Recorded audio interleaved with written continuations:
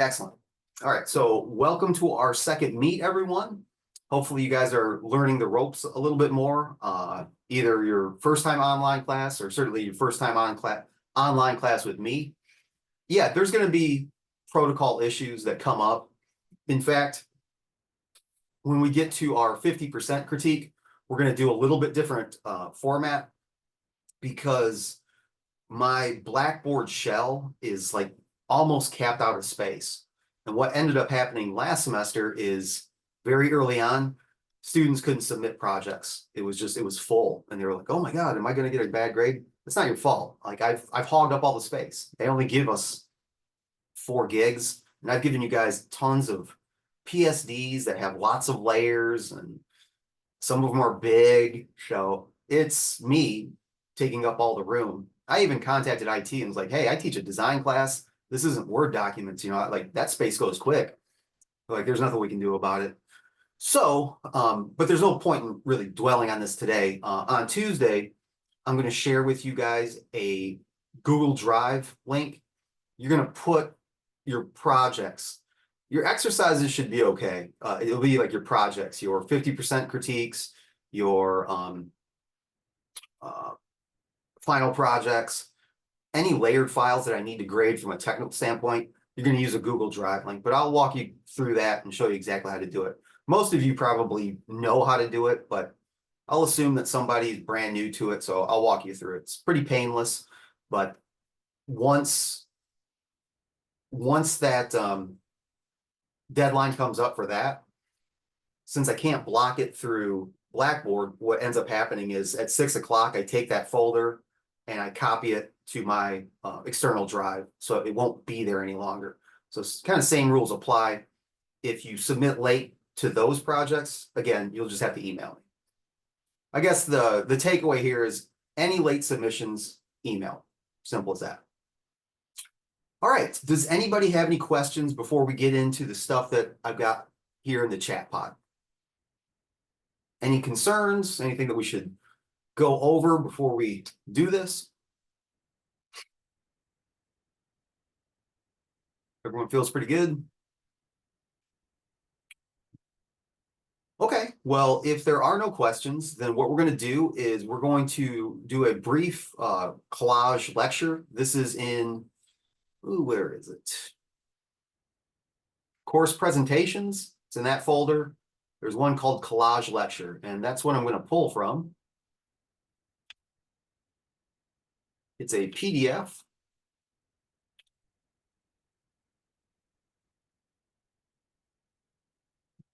What's the best way to do this? I think what I'll do is just share my screen and we'll go through this. This isn't long. How many slides is it?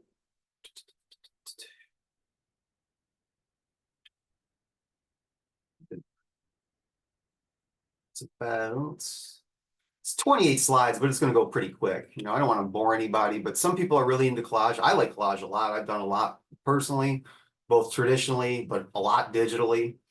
So we'll take a look at kind of just a brief history of it, get some context for what we're doing, and then we'll talk about some current collages through this link over here under the New Yorker. Just kind of talk about what was trending. Was it last year or is it this year? Within the last year. Then we'll move on to 2 Photoshop exercises that will be due on Tuesday. So you got quite a bit of time to do these. Like I said, on Tuesday, I would encourage you to follow along, just do them with me, get them done. And then that way, boom, just submit them right away. There is an in-class demo. This is something that's not due, but I want to give you a little bit more context for how you can start to put together your collage. The Photoshop exercises will help in regards to like selections, isolating things, cutting things out. But let's start to put things together a little bit. It's one thing if we have this Photoshop file, one's a dog, one's a girl. Great. You know how to select a subject. You know how to refine edge. That's very handy. That's going to be very useful. But seeing it start to all get tied together, I think is going to be pretty helpful. I'll show you where that demo file is if you want to follow along with that. You don't have to. If you want to just watch, cool. If you think you know what's going on, that's cool too. Like I said, it's going to be recorded. But for those of you that are like, I don't really know how to get started, this might be a good file to kind of follow along with me. And I'll start to introduce a few new topics, one of them being blend modes. But there's a whole unit on blend modes coming up. After that, we'll probably take a break, whenever that is. I don't think it's going to take too long. And then the second half of the meet will be you guys talking about the topics that you chose, the mind maps, the words that you think might be very useful, like images that kind of popped out in your mind maps. I'd like to hear that. You can share your screen. I'll give you permission to, not permission, that sounds very authoritarian. I will open up the option for you to share your screen, which I'd like you to do.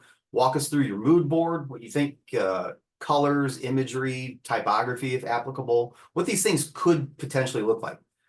The thing about the mood board is, don't think of them as handcuffs or a straitjacket. You know, if you show me a mood board today and your collage looks totally different, you're not going to lose points. I'm just curious to know in day two, kind of where your mind's at. Like, what are you thinking about? Because that's going to help me, you, and everybody else give you feedback. You know, like, yeah, that's looking pretty rad. That's a pretty cool, you know, texture that you're using, and I like those colors. Or the opposite of, like, you might want to be careful with that, you know, this, that, and the other. So that will be after break. And then we'll end with your homework assignment, which is a double exposure. And I'll walk you through, I'll kind of get you started with that, so you get an idea of how you do a double exposure, because these are really popular and they might want to be, great. They might want to be integrated into your collage. It's not mandatory, but they're pretty cool if you don't know them. All right, so if we're good with that, I will share my screen.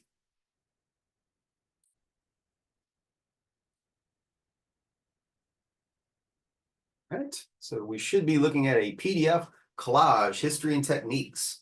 And there is a link here, and I wish it didn't override my PowerPoint. Just kind of like why digital collage could be useful in graphic design, and it is. So I'm not going to read through this. This is for you. Pardon me, read it if you'd like. If you want to skip it, that's cool too, but I did want to put that out there. All right, so here we go. Now, it's impossible to carbon date the first collage. You know, this, depending on what you define a collage as, it could go back to like prehistoric times. You know, the first person that put a rock next to a bone tooth and looked at it and be like, you know, it's a mammoth. Okay, you might say, well, that's kind of sculpture. You might be right, but technically, assemblage, and you're going to see it in a moment, you know, you could say it's that. So it could go back quite a ways. But in recent memory, in like terms of art history, we could probably start to say that collage really started to gain traction around the 1900s. Nobody would argue with you if you wanted to situate it firmly around 1910, 1920, because that's when a handful of artists, we're talking about, maybe you've heard of like the Dadaist, those were the precursor to the Surrealists, the Cubist, which is what we're looking at here. A lot of art that was starting to branch away from realism. If you've ever wondered why in like your art history books, if painting looked the same for hundreds and hundreds and hundreds of years, basically, you know, representational painting, since painting kind of began, it maybe got a little bit better. You know, you might look at stuff from like the Byzantine, from like the 1200s, say, you know, I see what they're doing, but it kind of looks flat and kind of like, you know, flattened out. And then when you get to the Renaissance, it's like, oh, wow, it looks better. It looks more realistic. Okay, I would agree with you. But if you go back to, you know, the handful of like Roman paintings and frescoes that existed, you know, BCE, those looked realistic too. Now, this isn't an art history class. I don't want to go down that rabbit hole, but what ended up happening is the Dark Ages set us back as humans quite a few hundred years, and that's why it was called the Dark Ages. So the Renaissance, meaning rebirth, was a rediscovery of antiquity. So you get to the Renaissance, you know, like 1400s, give or take, and paintings look the same as they did all the way up into the late 1800s. Yes, they got better. The paints got better. The rendering got a little bit sharper.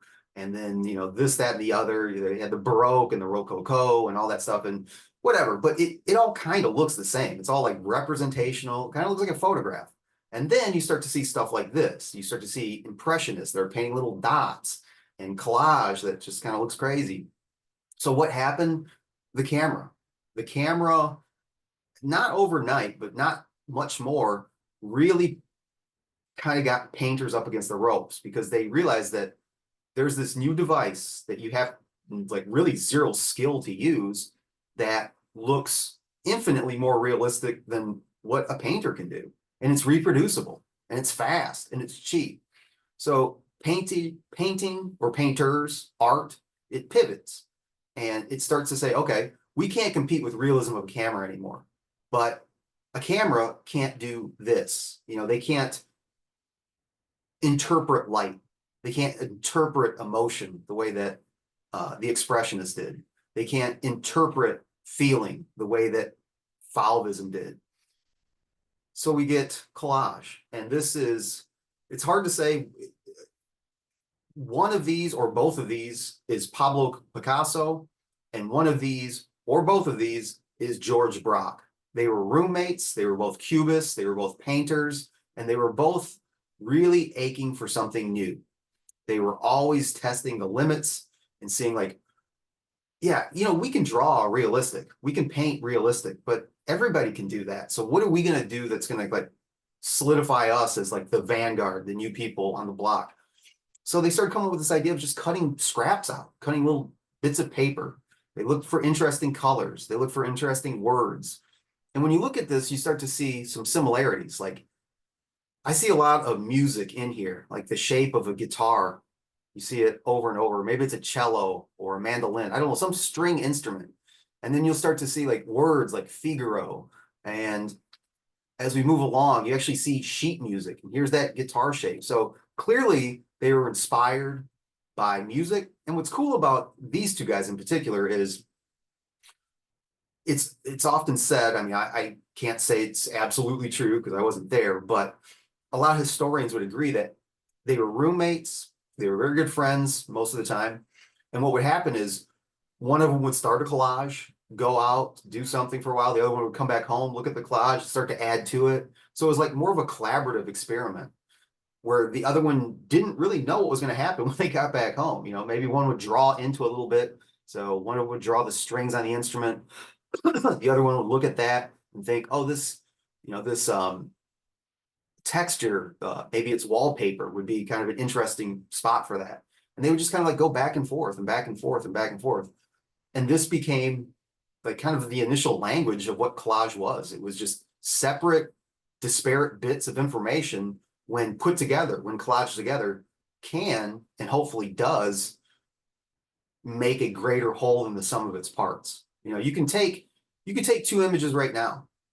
Take an image of a person's face and an image of an apple. You put them together. We look at it like, well, that person's hungry. It's just two images, but we now as humans have the ability to infer meaning on that. Take that same image of a person and then you put a gun next to it. Suddenly they're in peril. Take that same image and then a newborn baby. They're an expecting mother. You know what I mean? Like these two things that don't relate to one another, as soon as they're close or far apart, we start to want to like create a narrative about that. So hopefully as you're doing your collage, you start thinking about those type of things. This is a really low res file, but this is Pablo Picasso. And what's interesting about this, you can start to see the foundation of Cubism, where, trying to take a three-dimensional object and flatten it out into 2D space, the way that Futurists did, the paper's doing that for them. He's using different bits of colored paper to suggest volume and shadow on a flat 2D surface. This is a German artist by the name of Kurt Schwitters. I really like Kurt Schwitters because I like the textures that he uses, and I really like the colors that he uses. The one on the right, it just kind of looks fun. There's a lot of primary colors. There's a lot of chunky typography. Looks like it's done on a stamp, the way that this is. To me, it almost reminds me of like a travel log. Like when you see the back of postcards. I can't read German, so I have no idea what it says. But I see dates and times and like little punch pieces. It looks like a visa or something like that. So I like it. It's pretty fun. The one on the left, maybe not as childlike, as whimsical, but for me, just me, I really like those colors. Like I like the color of cardboard, the color of like old mildewy paper, just the textures. It looks kind of old and roughed up.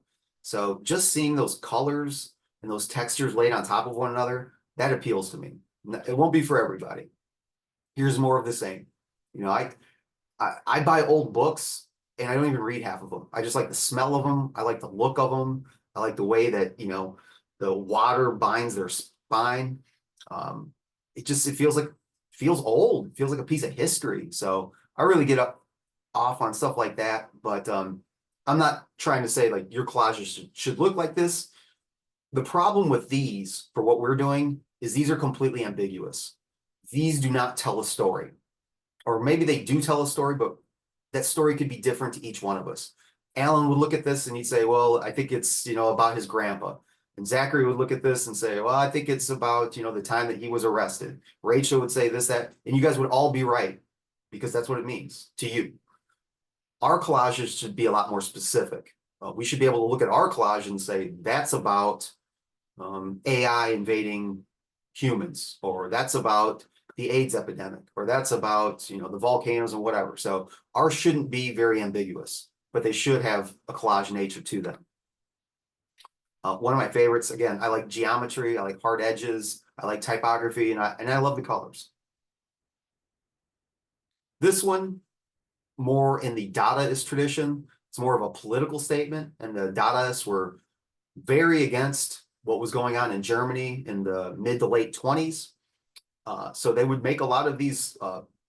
It almost looks like if you guys were into like punk art from the late 60s and 70s, like that DIY, where you'd see, cheap copy paper, and they would just like cut out, like it almost looked like ransom notes, like go see the Pogues, go see Iggy Pop and the Stooges, or just be like random bits all over the place. It has that look to it. So it's already kind of like this outlaw do-it-yourself look where they're collaging newspapers now. They're collaging current events and juxtaposing it. They got a piece of money in there. So like it's definitely telling a story. I just don't know exactly what it is. So going to assemblage, that's just collage in the round. So anytime that someone collages something with bits and pieces, like this on the right, this is could be my favorite artist. Might be. It fluctuates from day to day.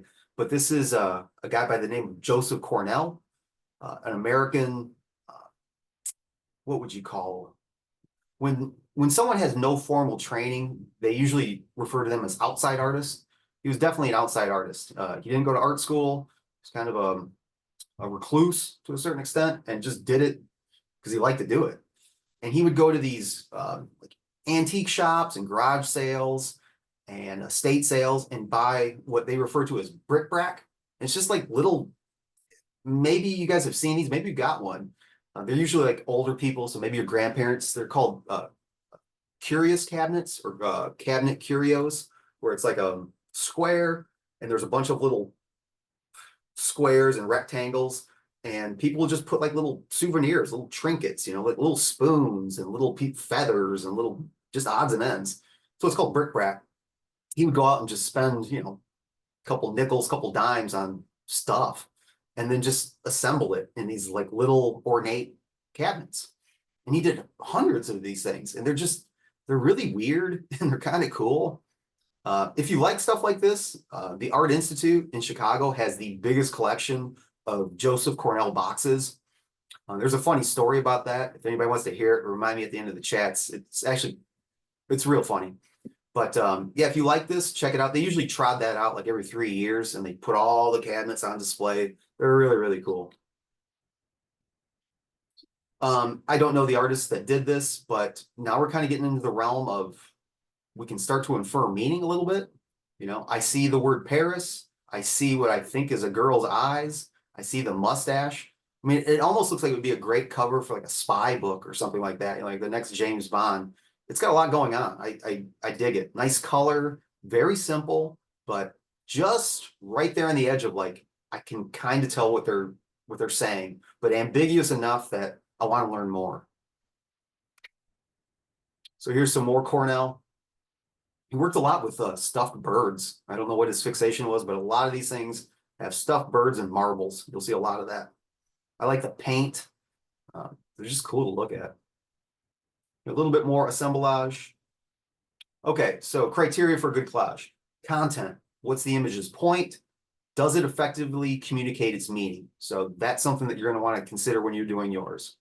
Arrangement. Does the composition respect basic design principles, such as does it have good balance, or does it have good asymmetrical balance? Is there a focal point, movement, and color theory? And then from a technical standpoint, something that I'll be grading on is selections. How well was the software used to make masks, clipping masks, and so forth? Something that a lot of young designers will do is they won't pay attention to their selections, and you'll wind up with a term I'm going to use a lot, which is called halos, with little ridges of white pixels going around the edges of selections. You really want to avoid those. And now Photoshop is really smart. It can help you out in a lot of ways. So here's some more contemporary digital collages. You're going to notice a lot of color usually, clean edges. They're just, they're cool, and they're really not hard to do. I don't want to spook you and make you think like not all collages should be like super complicated. Some of them should be, but not all of them. They can be kind of simple at times. Coincidentally, I'm going to be using an image of JFK in our demo collage. So maybe this subconsciously like was in my head, but really well put together. It's now, do we know the meaning 100%? No, I don't think so. But is it pleasing to look at? I mean, is the colors well situated? Is there balance? Yeah, I think so. Got some more political collages. I don't know, for whatever reason, politics and collage really kind of crash together in a pretty obvious way, but not always. Sometimes you get something like this, which very good collage.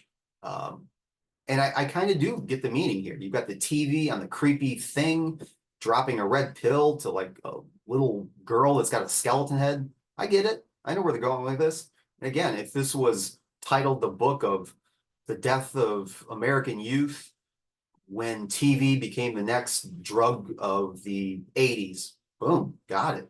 Nice spot colors too. You got black and white, and you just got one color, boom, that's right where your eyes are going to go. I understand. It's a big ball of trash floating in the ocean with fish around it. I know exactly what they're trying to say. I think everyone can look at this. Now, the one on the right, maybe a bit more surreal and fantasy-esque. Very cool to look at, and great job in Photoshop. Not totally sure what the point is, but walk me through it. Maybe I'll get there. The one on the left, a little bit more on the nose. I get it. I see what's going on. Good collages. Really wild, very, very dreamy. And maybe that's the point. Maybe this is about what do we, like, how does our mind process sleep or something like that? Maybe this is like a psychological study, the effects of dopamine on the hypothalamus. Cool. Yeah, you got me. But if this is something to do with, the crisis in Uganda, I think you might have missed the mark. But nice collage. Very lost in thought, dreaming of the clouds. Cool. Now this slide deck has been given to you. So if you guys want to pull this down and kind of like look back at this periodically, please do. It's not required. It's not going to be on a test. There won't be any tests in this class, nor will there be quizzes. Okay, so here's where we're going with this. This would be an editorial collage. This is 2 pages, a left and a right. We've got text lined up with the collage inset inside of it. Now yours might be more of like a splash where the entire collage is 1 page, or it might bleed over, or it might be, on the bottom that bleeds through the fold and the article's at the top. But as you're doing this, I want you to be thinking about that fake article that would accompany this collage. because if you really are into this and you want to take this to the next level, that's what you're going to want to do. A student from last semester, her collage got into the editorial category of the port show. And that's what I told her. I'm like, it's a great collage, but you've got to put it in context. You've got to put it in a magazine. So she just chat GPT'd some article, dropped that in there, laid it out really nice. Boom, it was in. It looked really good too. And this is, I think, where we'll end. This is, oh, I guess we got a couple more here.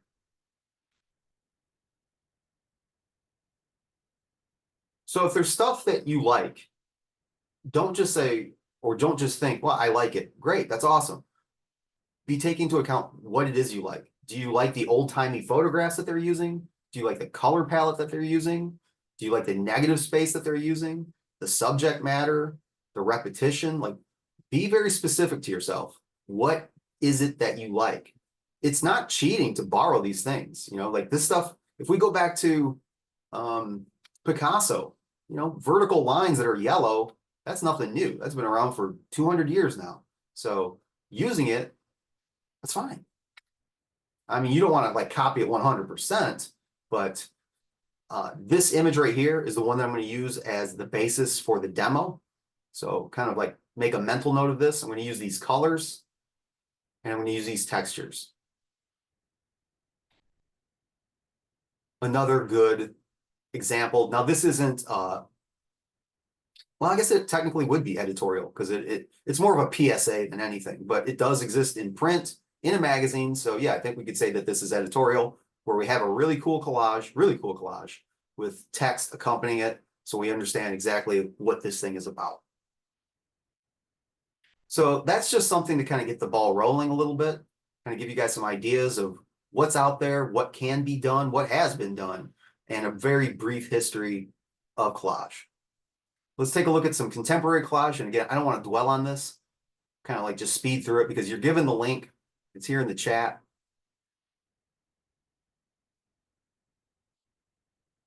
Right here.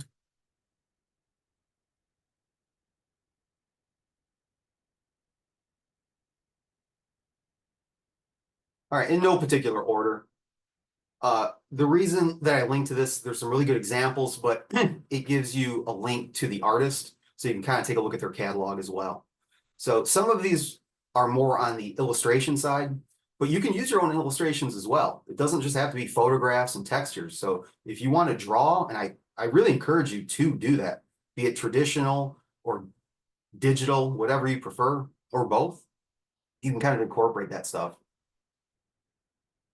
Get out of here. So collage of shapes, more of an illustration. Here we see some collage on Seattle Met, the nation. I mean, these are like just textbook collages. In the tank, can sensory deprivation detox the digital life?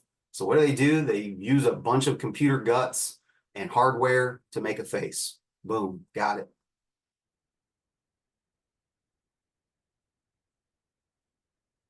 Laura Callaghan, man, she's got some really cool stuff.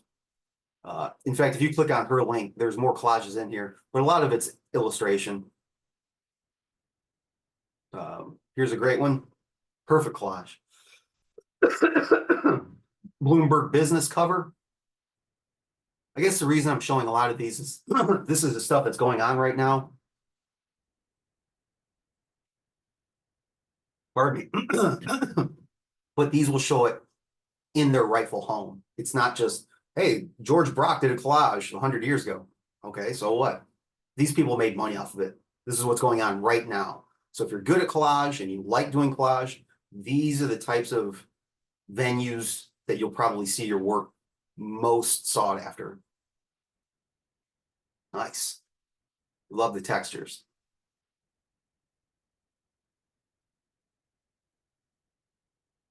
Here's a wonderful one that's made to look traditional, but I assure you, this is digital. You can do all this stuff in Photoshop, and I guarantee you it was. Like these drop shadows that make it look like it was cut out and like stacked. Cool, very cool.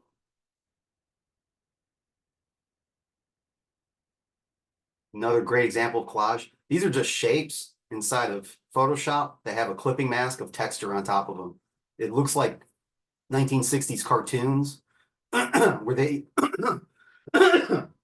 they would use gouache and watercolor backgrounds and just like simple lines to dictate shape.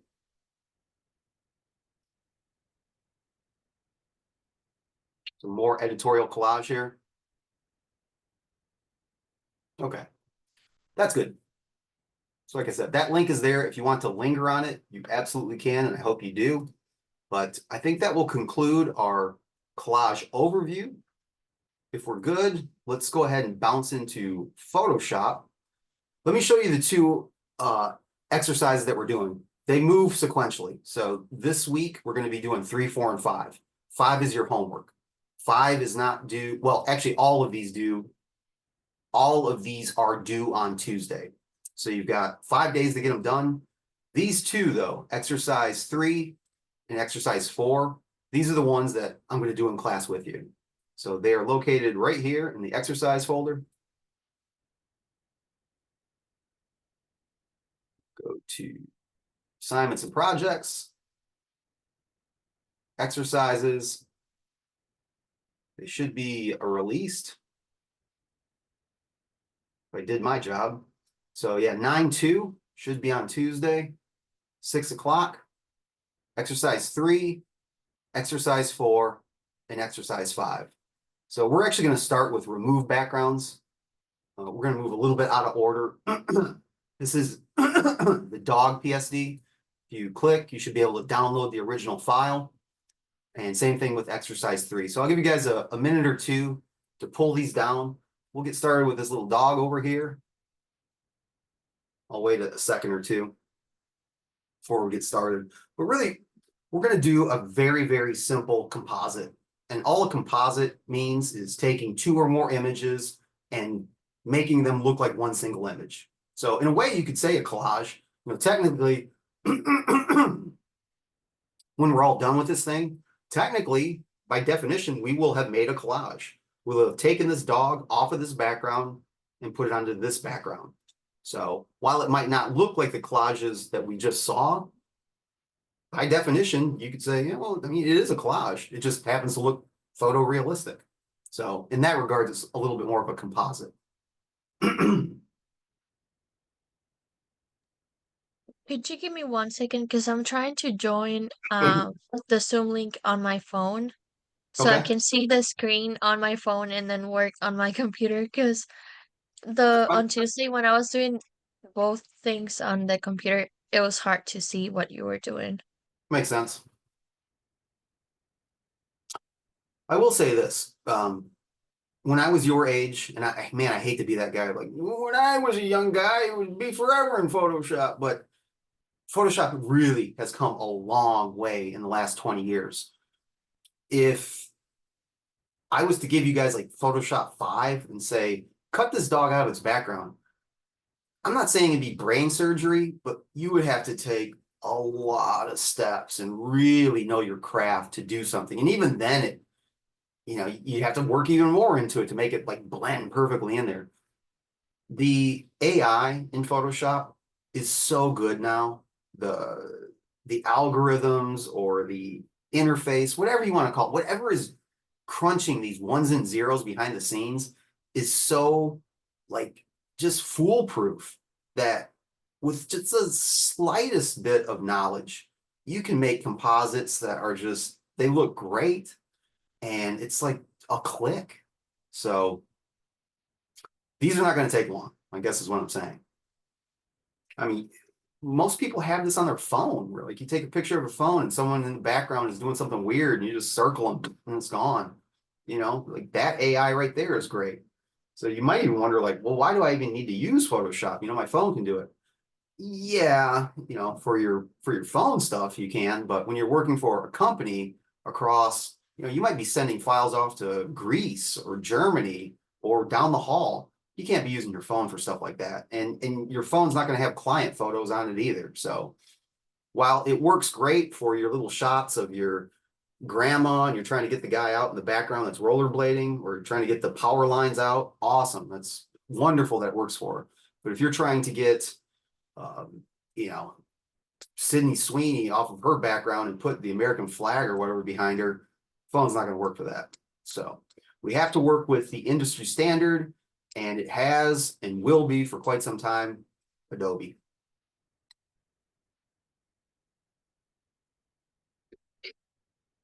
All right, can we get started? Are we good on the phone?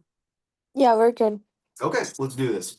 All right, so real quick review here. Photoshop is based on layers. If you're not using layers with Photoshop, you're using about 2% of the program. So this has multiple layers. And if you don't see your layers, if you don't see anything, if I've got a palette open, maybe it's my properties palette, maybe it's my adjustments palette, my color palette, whatever, all of your palettes are located under window and they're alphabetical. So if you're ever not seeing maybe gradients, you're like, where are my gradients? Everything's under window. Go to window, G for gradients, click on it, there are your gradients. Now, we don't need gradients, so this is what's called a liquid interface, meaning that if I click, hold, and drag a palette, everything else reacts to it. You can get rid of this if you wanted to. When this first came out, I'm like, I don't like it. It's kind of confusing. I would never go back. So if you want floating palettes, you can do that, but I don't think it's a good idea. Needless to say, I don't need gradients. So what I can do is I can just tear this palette out and hit the little X, collapse it out. To be fair, I probably don't even need patterns. I don't need a lot of this stuff, but I'll leave it as is. If we all want to do what's called baseline, meaning if we all want to go to the same exact interface, I'll do it with you. We'll go to Window, Workspace, and the designers at Adobe have come up with several that they think, hey, if you're doing photography, you might want these palettes. And if you're doing painting, you might like these palettes. I'm going to go to Window, Workspace, and go to Essentials Default. Essentials Default will just kind of be a default workspace. It's got a little of everything, but not too much of one thing. So if you want to choose that so yours looks a little bit like mine, go ahead. But chances are you're going to see your layers. Chances are they're going to be docked with channels and paths. We'll talk about both of these this semester. These are more intermediate to possibly advanced features. That's how you can kind of tell like how long someone's been working with Photoshop. They'll be like, yeah, I got layers. I got that down. You'll be like, that's cool. Do you use channels a lot? No. Do you use paths a lot? No. Okay, layers. So real quick review. I got a piece of paper and a card from a playing game. Well, let's get something else. Oh, here we go.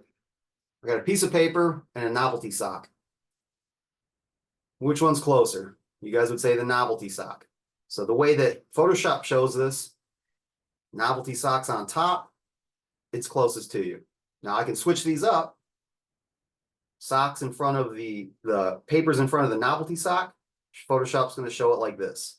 So whatever's on top is hiding whatever's below. So if right now the dog is on top of the background, I could just as easily click, hold, and drag. Now the background's on top. Now that's not the way I want this, so I'll just click, hold, and drag, and I'll move the background below. What I want to do is I want to make a selection on the dog.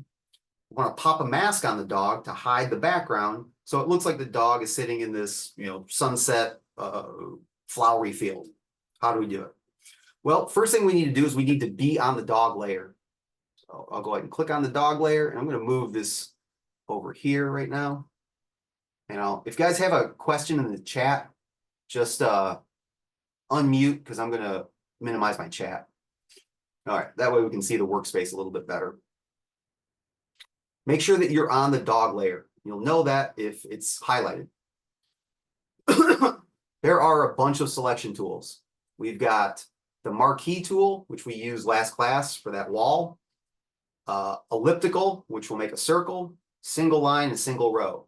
I actually have a reason to use these, but just not very often. So somewhere around week 8, week 9, I'll show you why I might actually use those, because most people are like, they're useless. And I would mostly agree.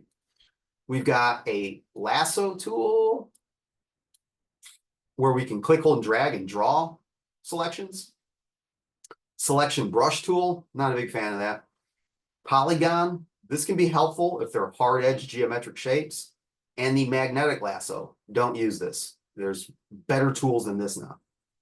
Underneath that, you've got an object select tool, very useful. Quick select, we use that when we use the orange slices, and the magic wand. Still an okay tool, but the two tools that used to be good was magic wand and magnetic lasso. Since 10 years, 15 years ago, they've improved other tools. Those two have kind of become obsolete. So if you think, oh, this would be a good magic wand tool, I'm not saying you're wrong, but just take a look at your other tools. There might be a better one. As far as the magnetic lasso, I would really say there's got to be something better. Well, those are some of the tools. For something like this, there's even like a one-click button. So check this out.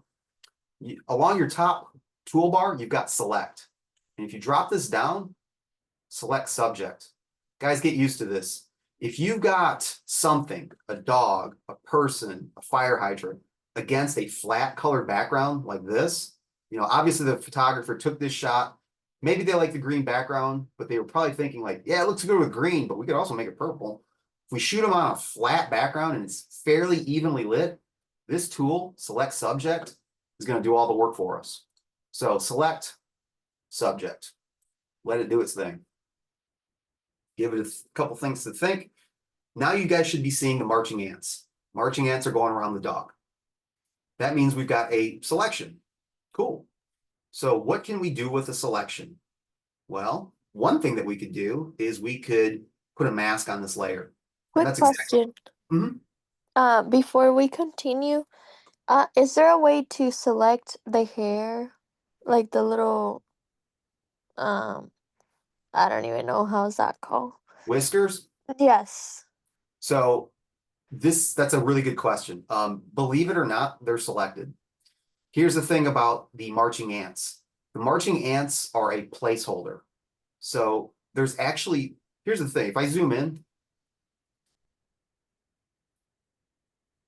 yeah, maybe it didn't get them all. It's hard to tell. Maybe it did though. The marching ants can't show you everything that it's got. It may or may not have got these. So we're going to pop the mask on and we'll see. The next demo that we're going to do is a girl that's got like real frizzy hair. We're going to refine that selection. So if it doesn't work great on this one, we can maybe even circle back to it. But if memory serves, this actually isn't that bad of a selection. It doesn't look like it. And anything that's like kind of half, think of like clouds. Clouds sometimes are fully opaque and sometimes kind of wispy that you can kind of see through them a little bit. Yeah. A select subject might get that in between stuff. It might not. So we'll find out. It may or may not get them. But just because the ants don't show like dancing along those whiskers doesn't necessarily mean that they're not there. But we'll find out in a second. All right, so we've got a selection. Now we want to cut the background out. Super simple. Down here, along the lower bottom here, we used adjustment layers last class. And some of the stuff that we did have a mask with it. Well, now we've just got a layer. We're going to pop a mask on it. So your mask is right here. It's a little rectangle that's got a circle in it. So if you go ahead and click this while you have a selection, boom. Now, I don't know who chimed in, but they were like, can we get the whiskers? It was me. Yeah, I lost my whiskers. So what could we do? We could go back and we could try it again. We could go to a refine edge.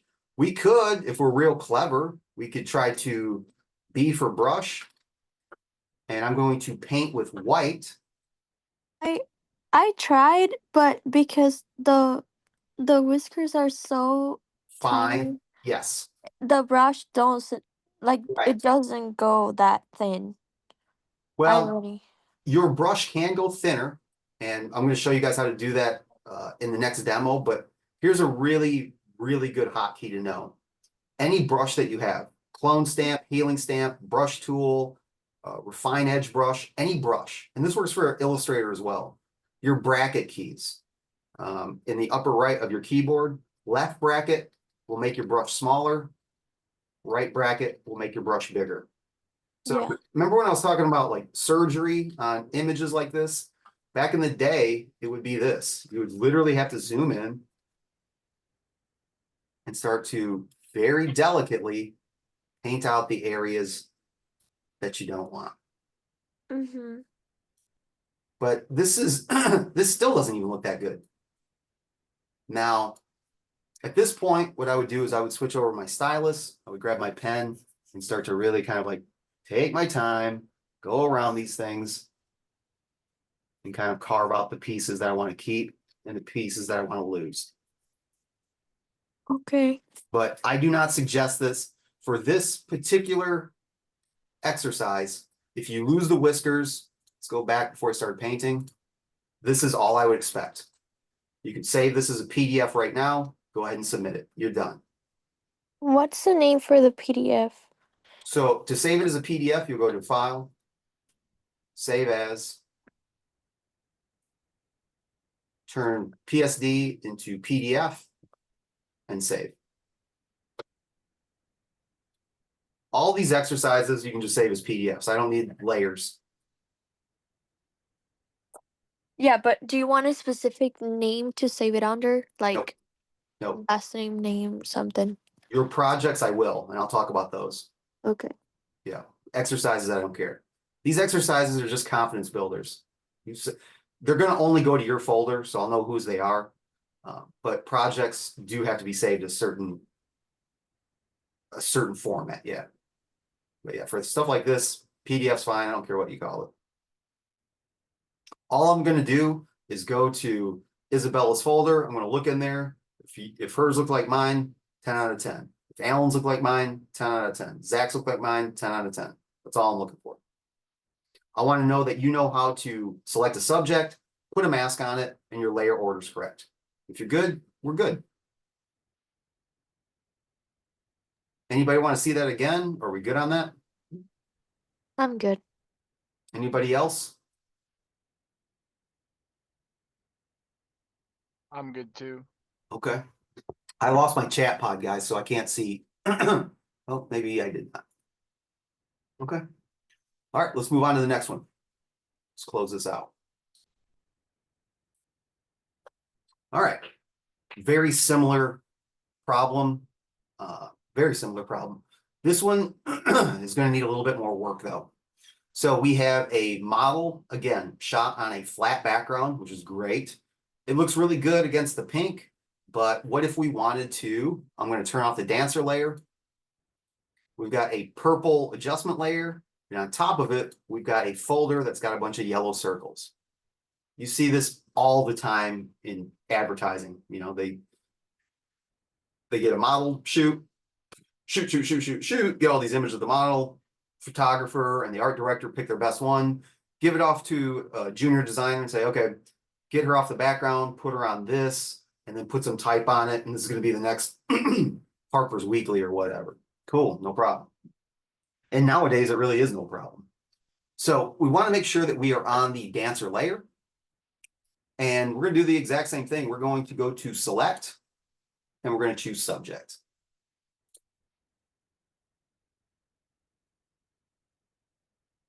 All right, so here's a good example of the marching ants. They look pretty decent, you know, like I can see it going around the yellow dress pretty well, and I can see it going around the hair, but she's got hair that is twirly, it's kind of kinky, it's a little frizzy. There's a lot of spots that are kind of in between.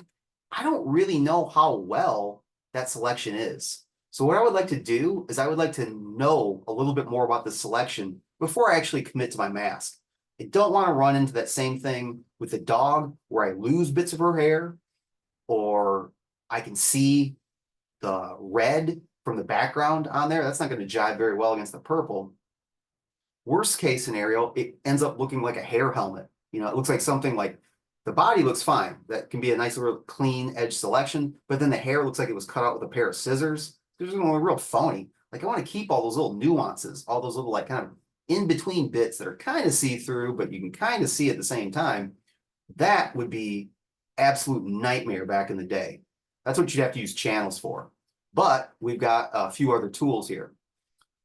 We can go, and I'm not going to do it just yet. I want you to see where it's at. Select, and mask. This has a hotkey associated with it, which I wouldn't remember because I don't do it that much, but some people do. So it's Alt Control R. But here's the other way you can do it. If you click any one of your selection tools, the 3 that we went through, any one of them, your toolbar will update to that tool. And if you got any one of these 3, you've got select and mask.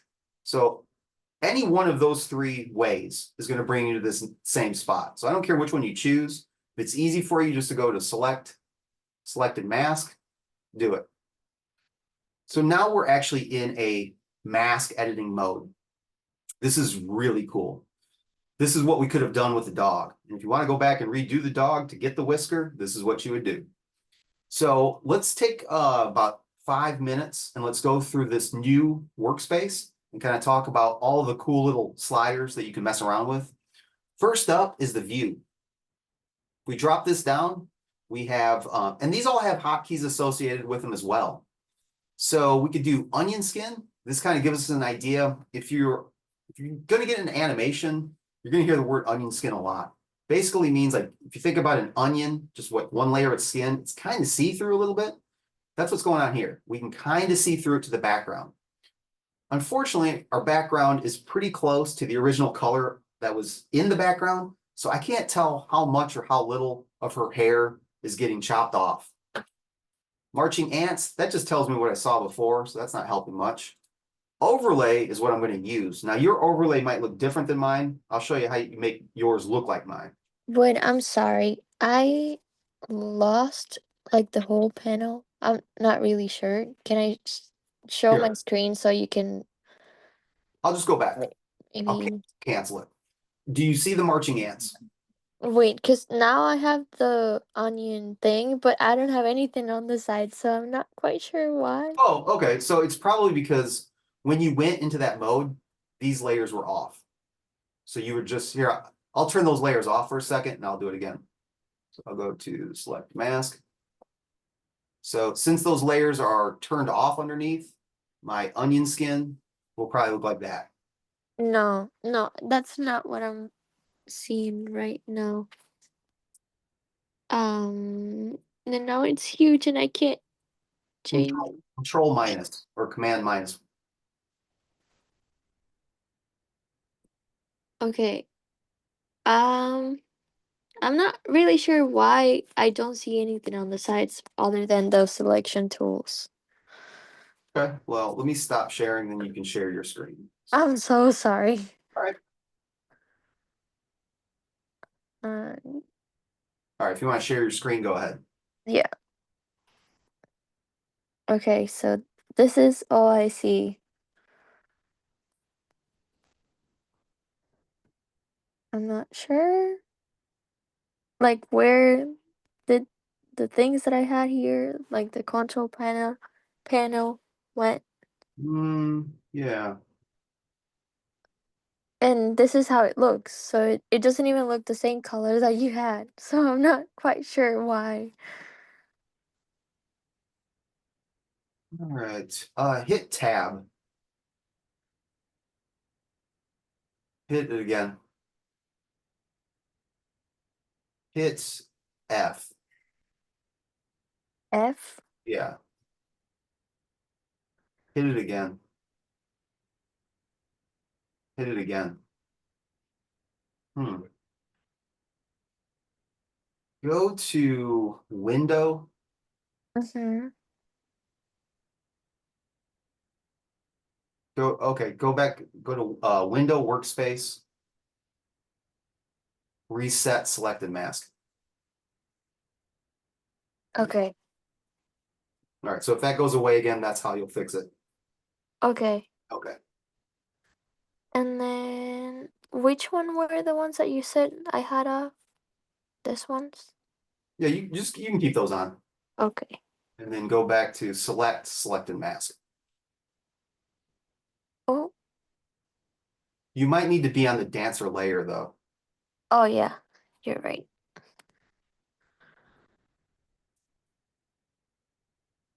Okay. Okay, perfect. Thank you so much. I'm No sorry. It's all right, don't worry about it.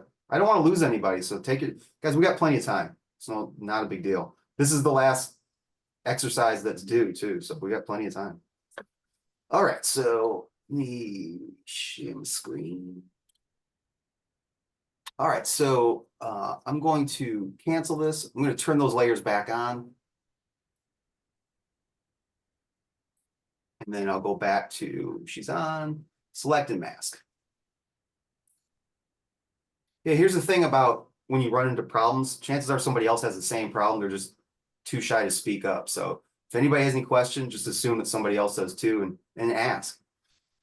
All right, so here's a couple views. We don't have to go through all of these. This is what it would look like on the layer itself. Doesn't look too bad. I can see a little bit of a boo-boo here. Don't like that. This one's pretty useful sometimes. It looks like it got some of the hair pretty well, but not all of it. The one that I'm going to want to choose is overlay. Now, yours might look different than mine, so I'm going to click off of overlay. Change your color. It's probably like on red right now. That doesn't help you at all because she was already on a red background. So what's the opposite of red on the color spectrum? Go to like a green. And I'll choose OK. Now with green, if I control plus a couple times, I can see, yeah, it's still got some red in there. It's got a lot of red in the hair. So I can do better on that. And I certainly can get this little part right on her neck. That didn't come out very well either. So I'm going to control minus. So I know the parts that I need to affect. So now I just need to kind of figure out what tool or tools is the best way to do it. You've got two refine edge modes for people, dogs, people, things. Object aware is better. Color aware, we don't use as much. It is an option. You can toggle. You can see if it does any better. It won't. But if your selections aren't great off the bat and you think it might be a color issue, feel free to jump over to color aware. Edge detection. Again, guys, you can play around with all these sliders. You know, you can crank them all the way up, all the way back. These are just good like visuals to say, oh, I understand what smooth is doing. I understand what feather is doing. Shift edge, if I zoom into her dress a little bit.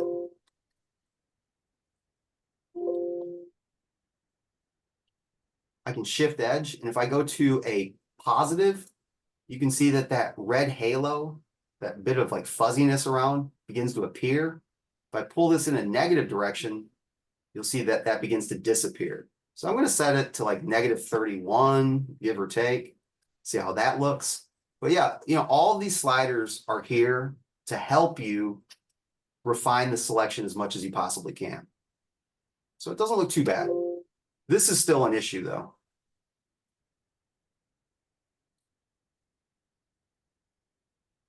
Ooh, wow. Don't want to pause it. You can see what that did to the hair when I accidentally shift edge up that much. Okay, so I'm pretty much following you, but on the top where you have the opacity and color option, I do not have that one. So I'm not sure if there's something that I didn't click that I should have. Opacity and color.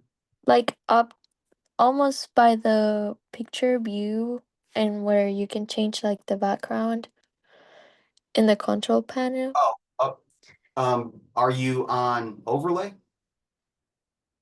Yes. Oh. Wait, let me move it again. Okay, so yes, I'm going through all of them. Oh, okay, now it is. Perfect. Okay. So I want to knock off this little piece of red right here. We've got a bunch of tools up here, and we only really need to talk about two of them. We've got, let's move this over. I've got a quick select tool, which I'm going to use right now. And to get her hair and to get the dog whisker, you'd want to use a refine edge brush. Let's start with this right here. The quick select tool will add or subtract from our selection. Now, right now it's set to add. We actually want to, we want to subtract from this selection. Now, this is a brush, so your hotkeys still apply. Your right bracket will scale it up. Now, that's way too big. Our left bracket will scale it down. So I want it kind of small because the idea here is once I click on the minus, because I want to minus from the selection, I'm just going to click, hold, and drag and help Photoshop out a little bit and say, you know what? You've done a really good job. You've helped me out a lot. Now I'm going to help you out a little bit.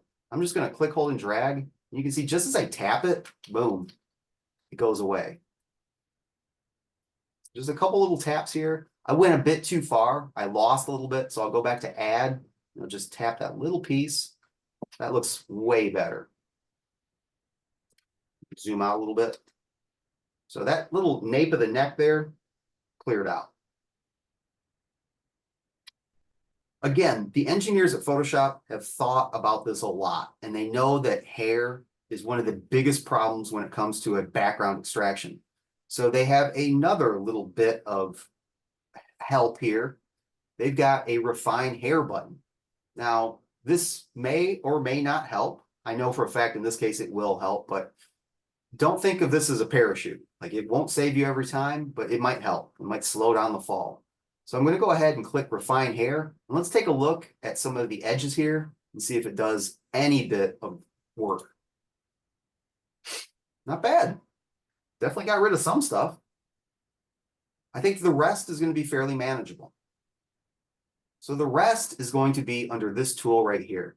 This is a refine edge brush. It works similar to that tool that we just used on the back of the neck, but it's softer. It's just looking for color, not big chunks of area. So we're going to click on the refine edge brush. I don't want it huge. Mine is set to 15 points right now. I'm going to Control Plus to zoom in a little bit. In fact, it might be a little bit too big. So I'm just going to left click a couple times, and I'm just going to kind of click, hold, and drag and grab some of these red areas. And as I kind of move through here, you'll see that that red starts to disappear, but a lot of the dark areas of the hair stay intact. This is a really, really powerful, good tool. And this is what you would use to bring those dog whiskers back as well. So if you want to go back and you're like, I like the dog, but man, it looks weird that it doesn't have whiskers, I would agree. You can make it right, but don't feel like you have to. Now, I will say this, you can overdo it with this tool, so use it a little bit conservatively. Don't go bonkers with it, but this is what it's designed for. It's here to kind of help you out. Like this.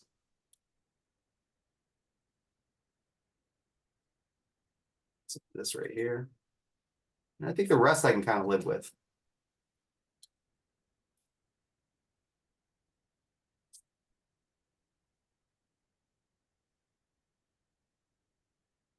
Not too bad.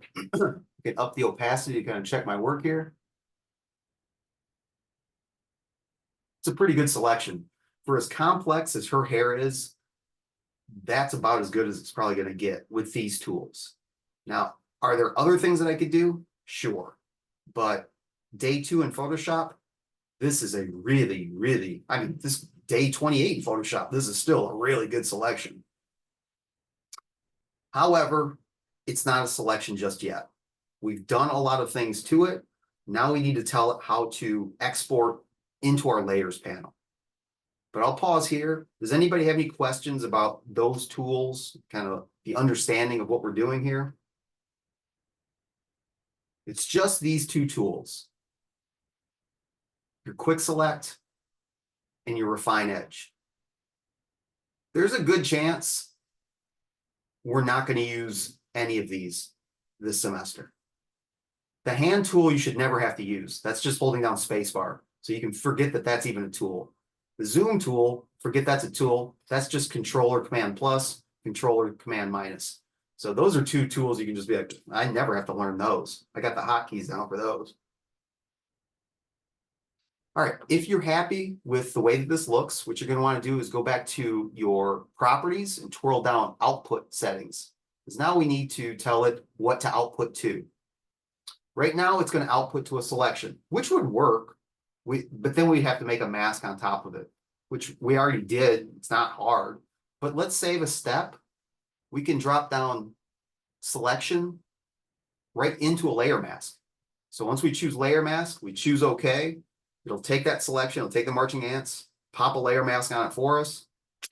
Should be done. So I'll choose output to layer mask. Choose OK.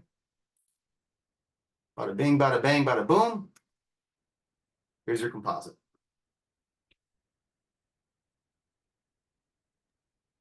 Hey, sorry, how do you do that again? I tried to figure it out because your camera's kind of blocking to how do you do the selection output. Okay, so let me trash this layer mask.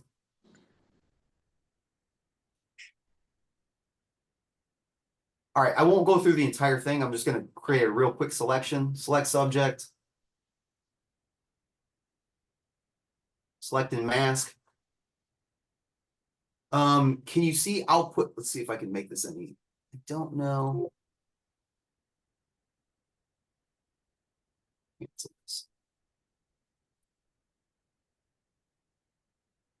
Shoot.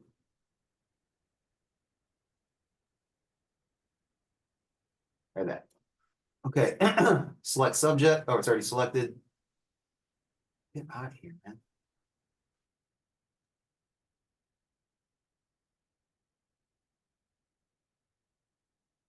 All right, how do I move this bar here?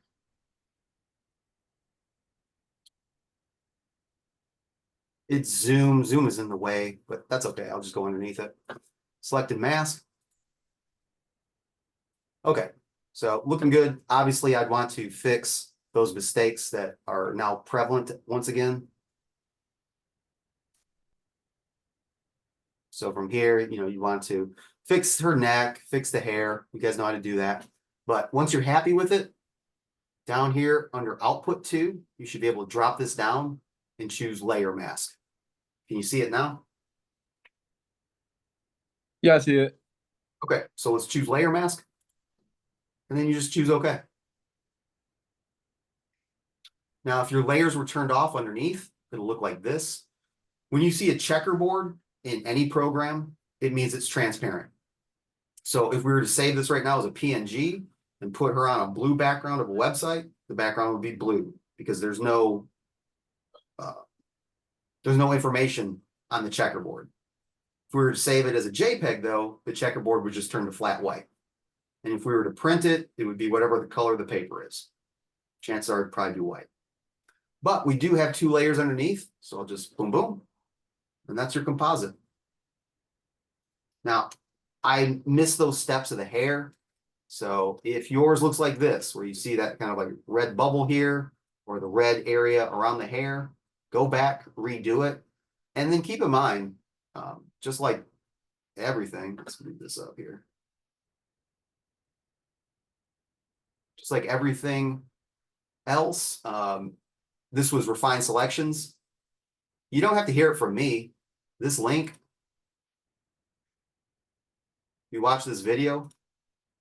No matter which selection command or. You can watch it in your own time. Take your time. I'm really just rehashing this guy's demo in my own words. So if you want to listen to it from, who is this guy? Sean Dogan, go ahead. It's 6 minutes, 50 seconds long. Almost all the tutorials that I link to will have an outside link. So if it helps you to have that, if you want to copy and paste it, if you want to keep it on a document called links, Photoshop, whatever, that's where they're at. I wanted to ask you because you closed with the exercise number 1 and 2 because they're past due already. They're closed, and I can't even see the link to those videos. So I don't know if you can reactivate them, so I can have that. Because I wanted to do that exact same thing, like save them because they're really helpful and really easy to understand. But I couldn't save them. All right, so that should, exercise 1 should be unlinked or unblocked. And also, do you want me to send you the PDF, or now that you unblocked it, I can just submit it there? I don't know when I'm going to grade. Let's see, today's Thursday. I might start grading tomorrow. If they come in tomorrow, you can submit them here. If it's going to be later than that, you want to email them. Well, I'll do it right now. Okay, So, yeah, you can just submit them there then. okay, thank you. All right, that is, let's see, so 7:45, 6:30, hour and 15 minutes. We've got a bit of homework, but I might save that to the end to demo that. Should take about 10 minutes. Yeah, I think we're good. I think we might actually be a little ahead of schedule. I thought we'd be closer to 8 o'clock. Any questions in Photoshop? Or are we good for tonight? Hey, Professor. Yeah. Mods. What's I that? forgot to do the mood board and a mind map. You couldn't do it? I forgot. Oh, well, that's not good. Yeah. I will do it. Okay. Well, let's do this. It's about 7:48. Let's meet back in here a couple minutes before 8 o'clock. We'll take our 10-minute break now. Let's get up, get something to drink, go to the bathroom, whatever you need to do. And just before 8 o'clock, we'll meet back. And then I'm going to have you guys present. You don't need to dwell on this too long. I'd say each person about 5 minutes, maybe not even. Start with your mind map. Just kind of, if you want to show it, if you want to pull it up and talk about the 3 to 5 words that you think, well, first things first, tell us what topic you chose. Then go to your mind map, what words kind of stuck out to you that might be useful. Maybe none of them, I don't know, but hopefully some. And then give us a look at your mood board and I'll give you some feedback. And then from there, we'll be done with our little presentation. It is worth points. So that goes into your final rubric for participation. So make sure that you got something to talk about. And then after that, we'll talk about this week's homework and the 2 sketches that will be due on Tuesday. All right, 7:48. Be back at 7:58, everybody. I'm going to pause the recording. Stop sharing for starters. Pause this. So the way I would like to do it, you don't have to show yourself, that's fine. But when it comes to certainly your mood board, I would like to see your screen so we can kind of get an idea of what we're looking at. Why don't you start with the topic that you chose, then move on to your mind map. If you want to share that, you absolutely can. Or if you want to just tell us like second, third tier, any of the words that you think might be usable, any concepts, that'd be great. And then move on to your mood board, and then we'll move on to the next student. So Isabella, go right ahead.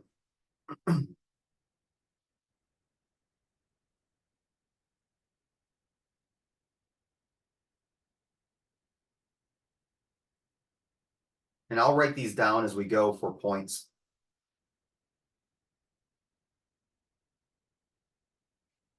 Great. Yep.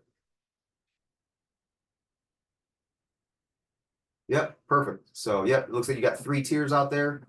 Good. Okay. Yeah, I see where you're going with it. Hopefully everyone else can see this. Sorry. I was talking and you couldn't hear me. Fine. Go ahead. Okay. So I couldn't find a way to make all of the words fit in the same screen, so I kind of did it like that, like paragraphs. Yep, I got it. Makes sense. My topic was DIY projects. I am really artsy and creative, so I have tried pretty much every craft that I've seen or know of so far, and I really enjoy it, and I think it's a really easy and accessible way to just clear up your mind and distress and being active mentally. And I think that's really helpful for multiple reasons, like mental health and just being aware of what you feel and what you think through the things that you do. So that's why I was really passionate about this topic. Then after that, I kind of was like, okay, let's break it down. What are some projects and crafts that you can do at home? So I was like painting, ceramics, home decor, macrame. I didn't know how to say it in English, but it's like Macrame is right. Yeah, that's good. oh, okay. Okay, well, macrame and jewelry, and supplies, because I was like, I was just thinking, and I was like, supplies comes to my mind because you need supplies to do all of this. So, the words that stand out for me were textured, decorative, colorful, handmade, clay, charm, sketch, or draw. Um, so those are probably the words that I will go for. Um, and here is my mood board. I wasn't really sure what to show on the mood board. I didn't know if I had to show how I would like to make the collage, but I here selected pieces that I would like to incorporate on my collage. Sure. So some paintings, some clay home decor items, also some like jewelry items and paintings. I feel like also for the actual collage, I would like to hand draw some of these things so you have that handmade feeling even when it's only pictures what I'm going to show. I feel like adding drawings it will add that handmade touch to it and not just pictures. Sure, yeah, I agree. Yeah, it's great. So we've gotten, so everyone, and this is kind of what I'm talking about, so this is a good lead off. We know what your topic is. We know that you've got a mind map, you got 3 tiers out, you got some words that a lot of the thing about mind maps, and this isn't a bad thing, but it's something to consider. If I was to say one of the words was lava, or let's say owl, right? Owl. You close your eyes, everyone can picture what an owl is. And if I was to say draw an owl, we could all draw an owl. Now, some might look weirder than others, but it's gonna have wings, big eyes, beak, little legs, fine. Now, if I was to say jealousy, which that could be a part of your mind map. How do you draw jealousy? It's kind of hard. And that Yeah. could be a good thing, but your words, sculpture, handmade, macrame, we know what those things look like. So Mhm. sometimes, and part of the point of a mind map is go fast. Don't think about it. If jealousy comes up, if anger comes up, if I don't know, nepotism comes up. One word, sorry, that I just don't want to forget it. One word that I had was dates because I really enjoy having creative dates with Sure. my partner, but I didn't really know if I was able to incorporate that one, but I think it would Yeah, I mean, go it's well with the topic. absolutely. It's just how do you visually represent a date? I mean, I'm sure we could all come up with a couple ideas. I guess what I'm trying to say is some words, usually nouns, lend themselves better to imagery than concepts. Like, again, I always go back to the word jealousy because we all know what it means, but it's really hard to draw, you know? But that can be a good challenge sometimes. That could be an exercise unto itself. Like take words that don't have a necessarily, if I say airplane, you can all draw an airplane. If I say bicycle, you can draw a bicycle. But if I say distinguished, it's a little bit tougher to draw. So yeah, I mean, maybe try to figure out a way to include dates, but if it doesn't work and it's hurting the collage, you might want to get rid of it. Okay. But yeah, this is great. This is exactly what I'm looking for. Assuming that they're both 11 by 17, this should be full. Yes. Yep. Okay. If anybody has any suggestions or ideas, if they saw something, a word that like, oh, that's actually a pretty good one, you guys can go ahead and chime in. You don't have to wait for me. I'll lead the critiques for like the first 3, and after that, you guys will start taking over more.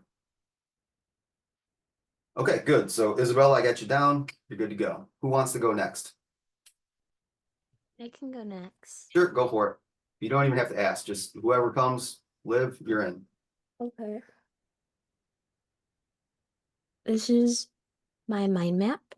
Okay. I chose fashion, and for like the words that stood out to me, there was like very grunge, rock, metal, really unpolished, niche, and such. And then over on this side, some like boost and expression and like experimental. And then I've got a whole bunch of other runes here. I like I like the fashion with just the grunge fashion. You'll see it in my mood board, but like these are some of the words that I focused on. Right. And then over on the mood board side, I really stuck with like dark colors and very cluttered looks, very like recycled fashion, that if I were to make a collage out of it, I would definitely include a lot of these elements, like chunky boots or just cluttered jewelry or bags or pins and stuff. And I feel like I could include more of the other side of my mind map where I talked about conformity and body dysmorphia. So I think that's a big part of fashion too, that we all try to be like this one thing. So Okay. that's kind of the direction I'm going for. Sounds good. Got it. All good? All good. I will say this. I don't think it was last semester. I think it was a year ago from today. A girl did fashion, but she wanted to do, hers was more of like the history of fashion. I was like, that's cool. But make sure that, or no, actually it was last year. It was a guy. He wanted to do like fashion through the ages. And then at his, at our next critique, which is going to be our two sketches, it was just like 70s. I'm like, okay, well, it's cool. It's very 70s. He had like 70s fonts that he kind of drew and like well, you know what 70s bell bottoms, disco and stuff. I'm like, if you're doing a history of fashion, you've only chose like one decade. Like you need to show 20s, 30s, 40s, because I saw on your mind map that you had the 50s, 60s, and 70s and stuff. That's okay that you don't want to go that direction. But think about this as like an article now. If you're going to do like a throwback 90s or recycling of like the grunge era, if you choose to go further with this, then your article should be representative not of the history of fashion, but something more specific to like grunge is back, or maybe it is more like body dysmorphia and it's just kind of like more grungy looking. But I don't see the history of fashion in this. So just make sure you're like, if we're going to stay in a very specific time period, our article kind of represents that. Okay, I understand. Thank you. Yeah, no, I like it. I want to make sure because he went off the rails a little bit, and then Yeah. when it kind of came out, it didn't look very good because he just at the very end he tried to throw in like, oh, here's a moon boot from the 80s and here's a flapper skirt from the 20s. It was just like didn't make sense. I know on my mind map, it was just I found it a little difficult to come up with For words. sure. Yeah, and I'm glad that you did that. It's just it should be on your mind map. It absolutely should, but throughout your mind map, you seem like you're gravitating more towards a certain area, and that's absolutely fine. Just make sure that the theme, like I don't want to see a headline on there. It's like fashion through the decades, and all we see is, 90s. Yeah, got it. Good. All right, who's next?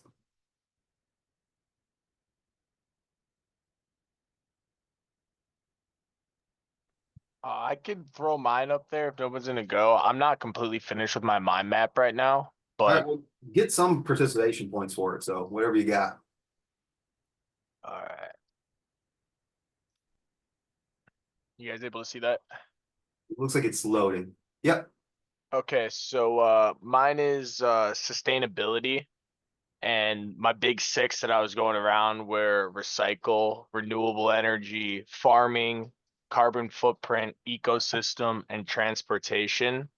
So the ones that really stuck out to me was renewable energy. I obviously don't have anything up there, but that's one of the leading ways for sustainability. And some of the smaller words that I did like that I want to include was down inside of the ecosystem and mountains, trying to maybe get some ski rock, like the Appalachian Mountains, the Alps. I like that. And then in carbon footprint, I had flying going out there, and I had Superman in there, just threw in Superman. So I don't know if maybe having some sort of cape or some sort of hero, like sustainability man or something, might come into it. So yeah, that was another one. And then since I was going along with that, airplanes going like international, so maybe trying to keep some of the show some of these pretty landscapes and stuff that are international, that are outside of the United States or even within the United States. And trying to get the reduce, reuse, recycle, that like symbol inside of there, showcasing that some way is going to be a huge way, because for somebody who's not able to buy a new Tesla or get some solar panels on their house or something, you can go as doing something as little of recycling, and that might be able to help. So trying to keep some of that type of stuff inside my collage. And I don't actually have my mood board right now either. I'm Okay. currently working on both of them, and yeah, so Okay. Well, at least we know what your topic is and kind of where your mind's going to. So get that done as soon as you can and get yes, that submitted. we'll do. Thank you so much. Yep. Anybody else want to go? I can go if no one else is gonna go. Sounds good. How do I unshare this? Wherever you shared, you should be able to click on that. Yep, there we go. Thank you. Yep. Yeah, listen, man, I am no Zoom guru, so I might be the last person to ask when it comes to how to use the interface. Can you see my screen? Yep. Okay. Yeah, I think I may have misinterpreted how many prompts you were supposed to have. I went like one off of each one instead of going like six off of that. But I can go ahead and update that and then email that to you.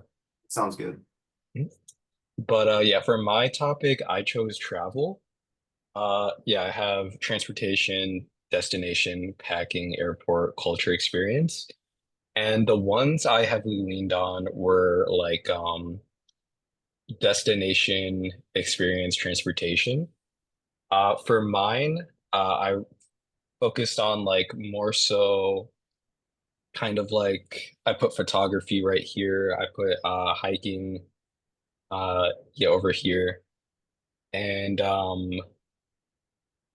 for mine, I kind of wanted to make it in the format of like a travel magazine, because I personally have like a lot of pictures of like landscapes that I've taken of that I like to incorporate into that. And I feel like doing that in the form of a travel magazine, like incorporating that photography would be a fun idea. Yeah, that's my mood board. I can move to my collage. Yeah, this is what I have right here. Kind of just like focusing on major landscapes like cities, monuments, popular food, like traveling, like train, hiking. For typography, I found this image that's like art inside an airport, and then like also like the typography that they typically use in airports, like this very like standard like sans serif font. I feel like that would be like really cool to incorporate that. But yeah, that's what I have so far. Oh, and also like this cloud texture. Uh, that's the only texture I can really think of, but it'd be cool to incorporate that somehow too. Okay. Good. I would go on a limb and say if you like that arrivals typography, that's Helvetica. Yeah. Cool. Yeah, finish up that mind map, submit it, and I give you more points for it. Mhm. Cool. Yeah, thank you. Yep. Awesome. All right, sounds good, Rachel.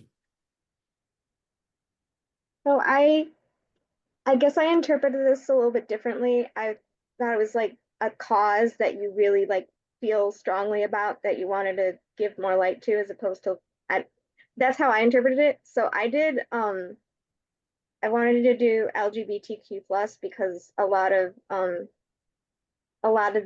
a lot of celebration in that identity, but there's a lot of rights being taken away, etc.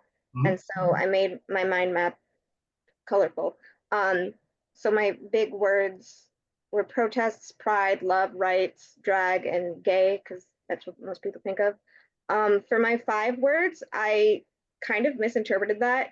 I rewatched the recording and you said 5 words that just look cool or just feel good to you. And so I picked 5 words that felt like I was feeling it, that didn't necessarily have to do with the topic, but just some of the third tier words that were just like, yeah, this feels good to me. And Well, as long as those words, okay, so like I'm looking at prejudice. You've got discrimination, racism, hatred, stereotypes, homophobe, misjudged. That sounds right, but I'm not saying use those. So yeah, under parade, you've got floats, band, holiday, summer, crowd, spectacle. Those all make sense, and you like the word spectacle. Yeah, that's kind of what we're going for. So yeah, okay, you did it right. okay, cool. And then Little quick suggestion, on your dark blue, when you have dark blue, this is just a topic of contrast. If you're gonna have a dark blue background, change your type to white so it reads a not little. contrasting up, cool, got it. Do you want me to resubmit that or? No,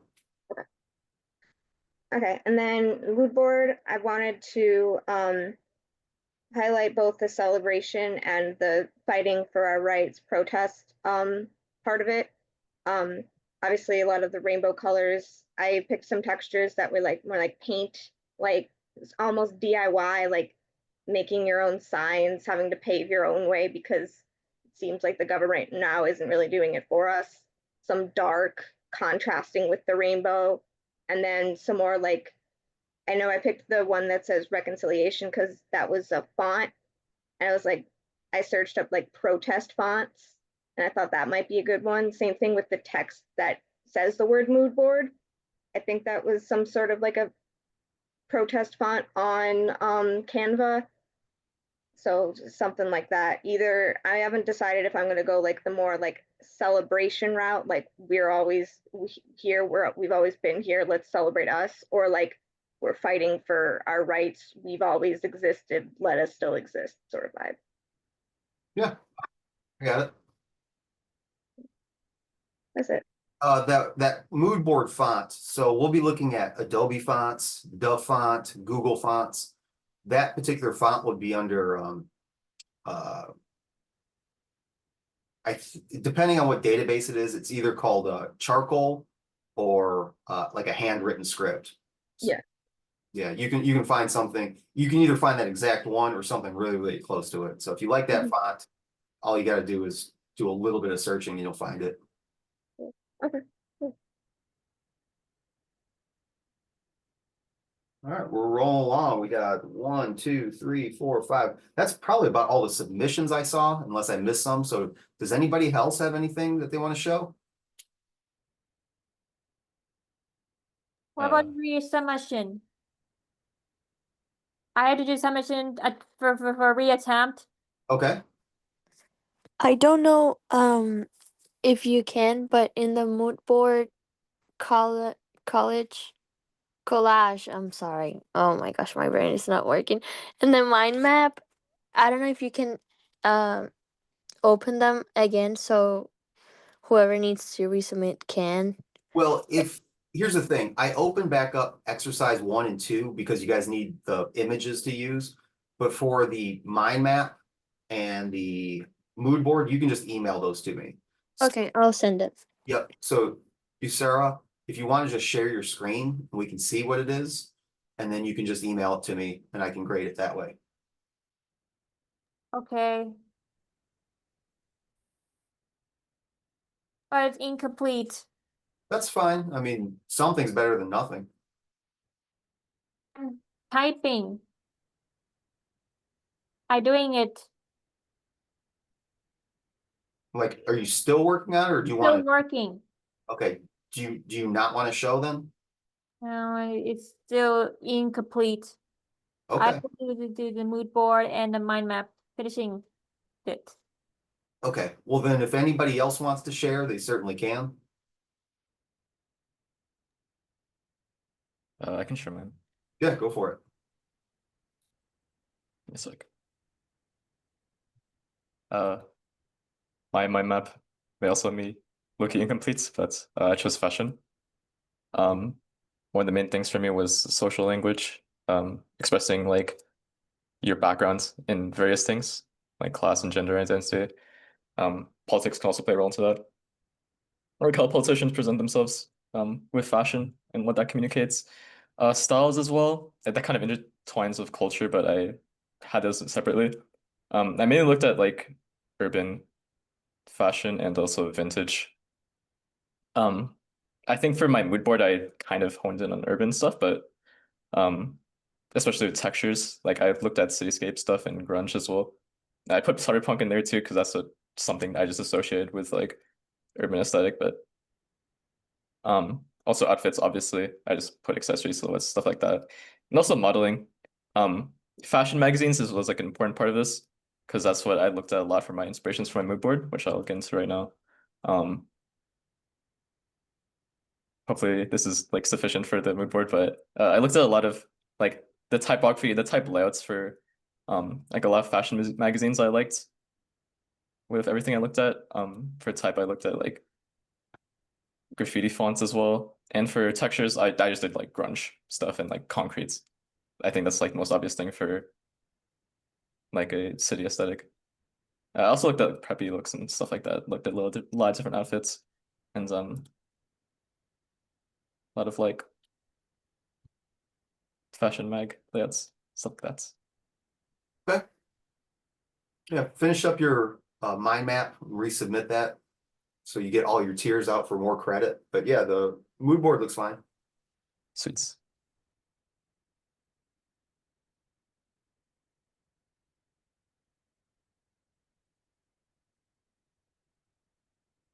Okay. Anybody else? 1, 2, 3, 4, 5, 6. I could show mine. Yeah, go for it. It's kind of incomplete now, and also I didn't have time to do the mood board, but I'm currently working on it. So I'll just show you my my my map. Okay.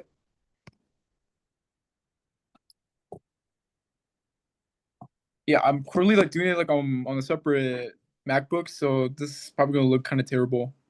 I got it.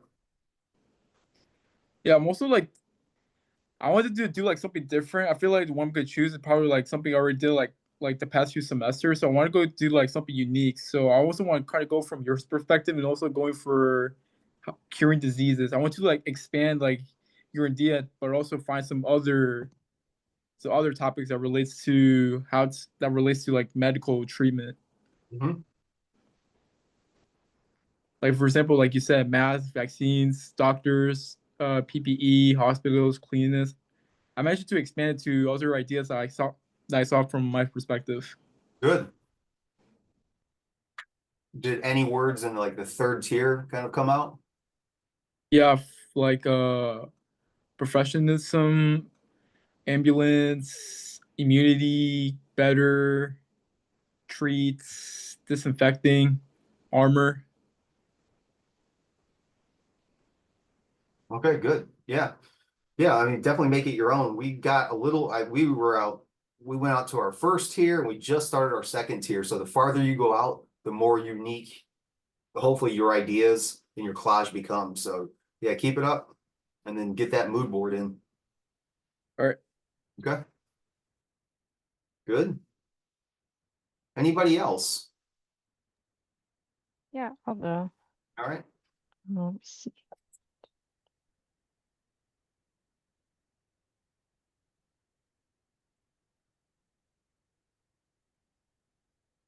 Okay, so this is the mind map. So my topic was wildlife conservation. And then from there, it branched down to volunteering, science, philanthropy, animals, and nature. from my third tier, for some reason, like technology and like equations stood out to me. You'll see too in the mood board. I don't know. I like the idea of like combining like the natural with like technological. I don't know. I just really think that'd be it. I'm not sure exactly what I'd be saying with that quite yet, but I just like the look of it. Yeah. Then And that's a good example of why these mood boards can be useful, because if I said, all right, we're going to do an image of wildlife conservation, how many deers and trees and mountains are we going to see? That's all we're going to see. So the fact that you're bringing in something that's more like synthetic and artificial into that, it might work really well. yeah. So yeah, here's the mood board. I think for the fonts, I want to do something like a script, something with chalk or like made like this with paper. And then so like here, oh,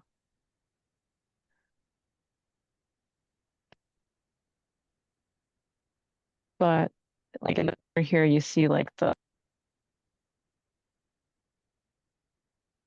here, and it just kind of reminded me of like the technology aspect.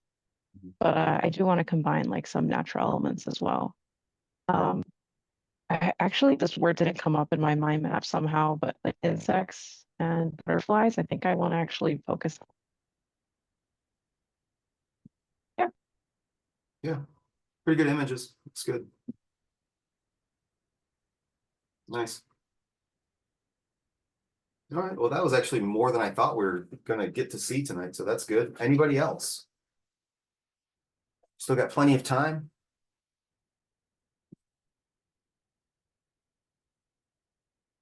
I think we got through 9, class of 12. That's pretty good. I know one student said that they're not going to be here tonight. They emailed me, so we'll call that 10. Pretty good. Like I said, usually. Can I show? Yeah. Okay. One sec, please. Can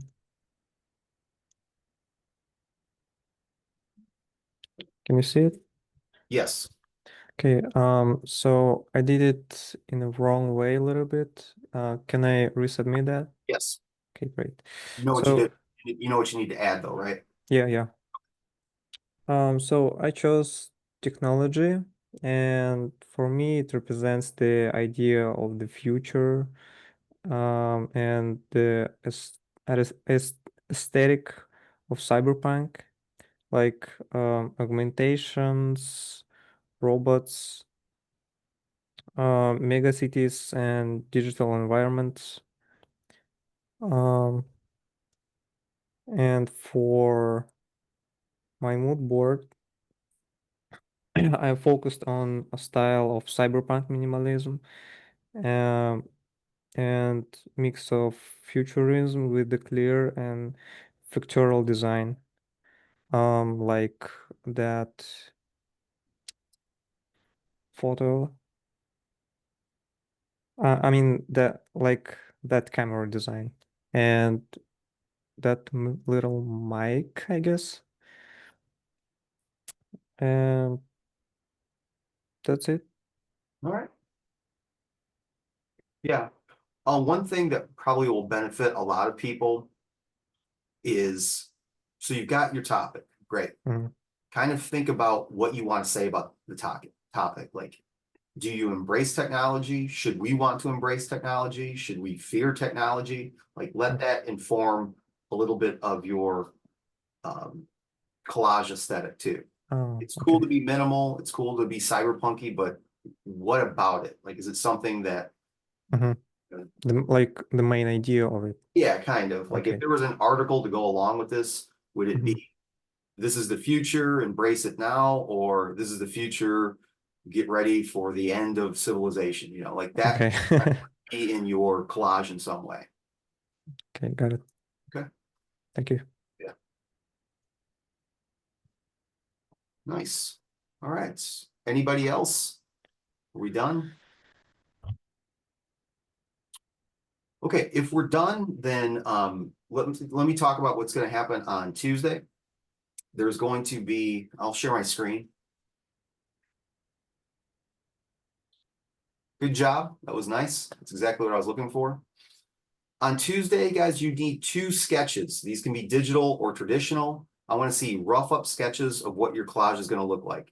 You can, if you want, go ahead and start kind of piecing it together in Photoshop. Maybe call this like a 10 or 20% critique. But if you want to just kind of draw it out to kind of get an idea of like, I think the butterfly should be up here and the microphone should be down here, and behind it is a man and behind it is a volcano, whatever.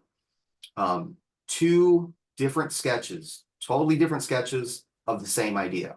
So if you're choosing fashion, cool. Let's see 2 different layouts for what that would look like. I don't want to see 2 different like concepts. I don't want to see fashion, but I could also do, you know, binge eating. You know, no, if your topic's fashion, you're doing fashion. If your topic's technology, you're doing technology. But 2 different ideas, you know, not even ideas, 2 different layouts of that same idea. Right? I don't want to see this one has an image of a guy with a robot eye, and this one has an image of a guy with a robot eye, but he's turned this way. That's the same idea. That's just like a different orientation. Like give us 2 totally different layouts. We'll look at those after break on Tuesday and say, this one's a stronger one than this one. Or I really like the top of this one. Take the top of this one and merge it to the bottom of this one. Or take these elements, merge it into this one, or this one's really, really good. This one's not as good. Just go with this one. Shouldn't take, probably won't even take as long as what just happened tonight. If anything, it'll take about the same amount of time. But those need to be in by 6 o'clock on Tuesday, as does exercise 3 and exercise 4.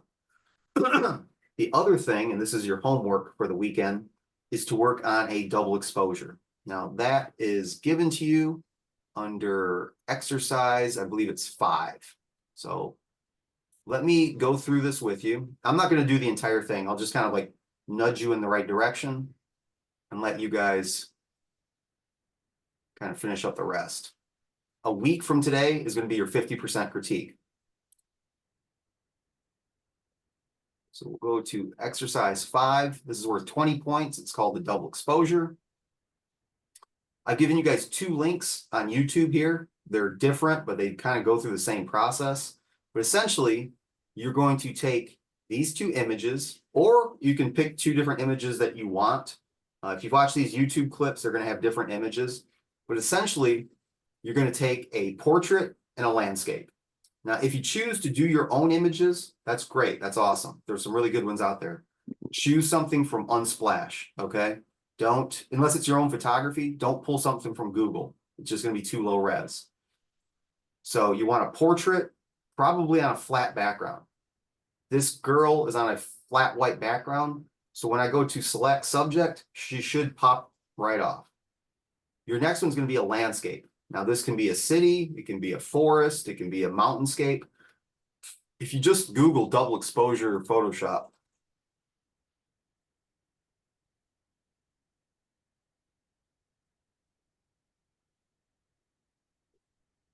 there's no list, or there's no end to this list.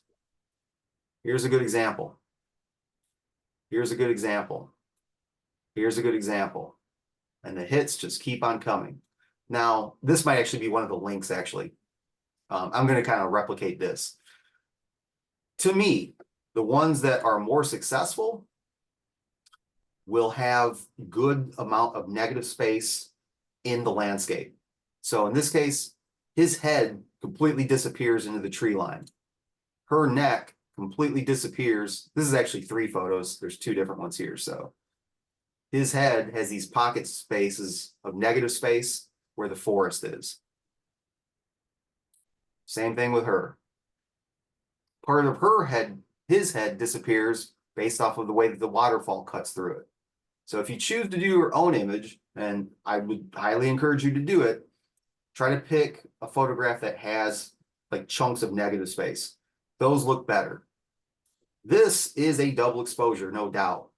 And I'm not saying it's a bad one. It's just, it's not as dramatic as, say, this one, because it's got that big carve out inside of those rocks.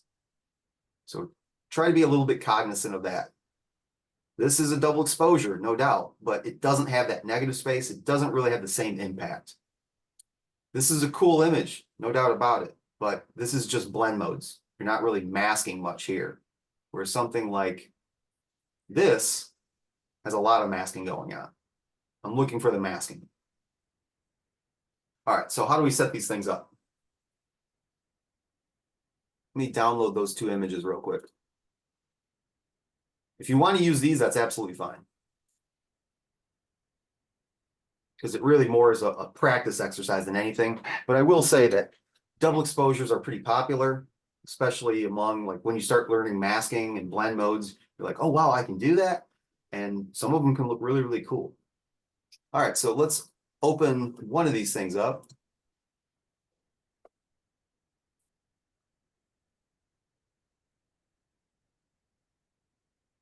I'm going to make my interface a little bit bigger. All right, so I've got two images here. First thing I need to do is I need to get both of these images into one single composition. Now, there's a lot of different ways to do this. You pick the way that is best for you. You could literally just click, hold, and drag the layer up into the other tab that's open, and then just drop it right on this tab. And then there you go. So that's in there. You could select all, or Command or Control A. Then your marching ants are around the entire composition. From here, you would Control or Command C to copy into memory. Jump over to the other tab and Control or Command V to paste. Or you could Control D to deselect. You could right click on the layer, choose duplicate layer, and instead of targeting the document that it's in, you could drop this down and choose the other document, assuming it's open, and choose OK. And there it is. There are other ways too. You could click on this little flyout, choose duplicate layer. You could go to layer, duplicate layer. So there's like 6, 7, maybe 10 different ways to do it. It doesn't matter. They're all the same. As long as you get a document that's got both layers in, you should be in good shape. So I'm done with her now. I can close her up. Now, we want to start lining some stuff up.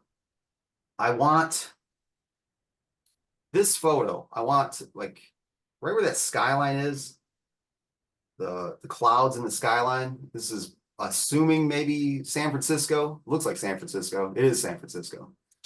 Golden Gate Bridge, Chinatown, hills, trolleys. It's got to be San Fran. I want this gap in the skyline to kind of be right on the side of her head. So how am I going to line that up? What I'm going to do is I'm going to take the top layer and I'm going to drop the opacity down. That way I can kind of see through it. All right, so I can see through her, but I can also see the background.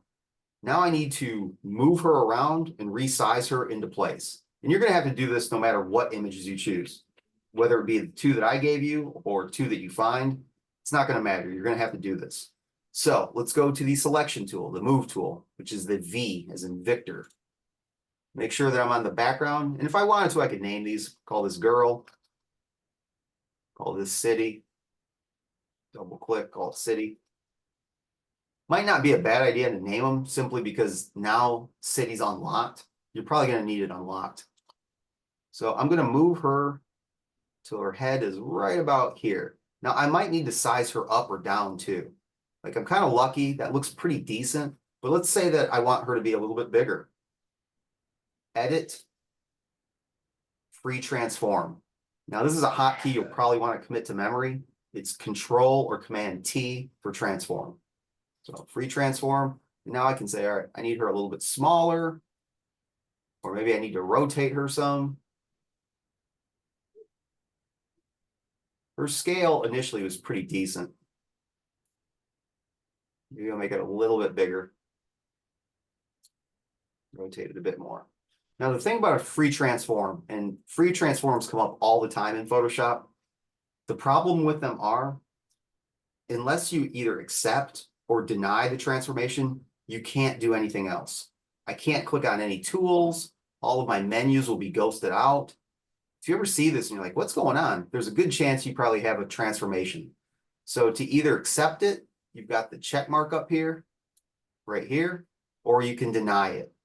Or the hotkeys for this would be escape or enter. So I'm just going to hit enter to apply it.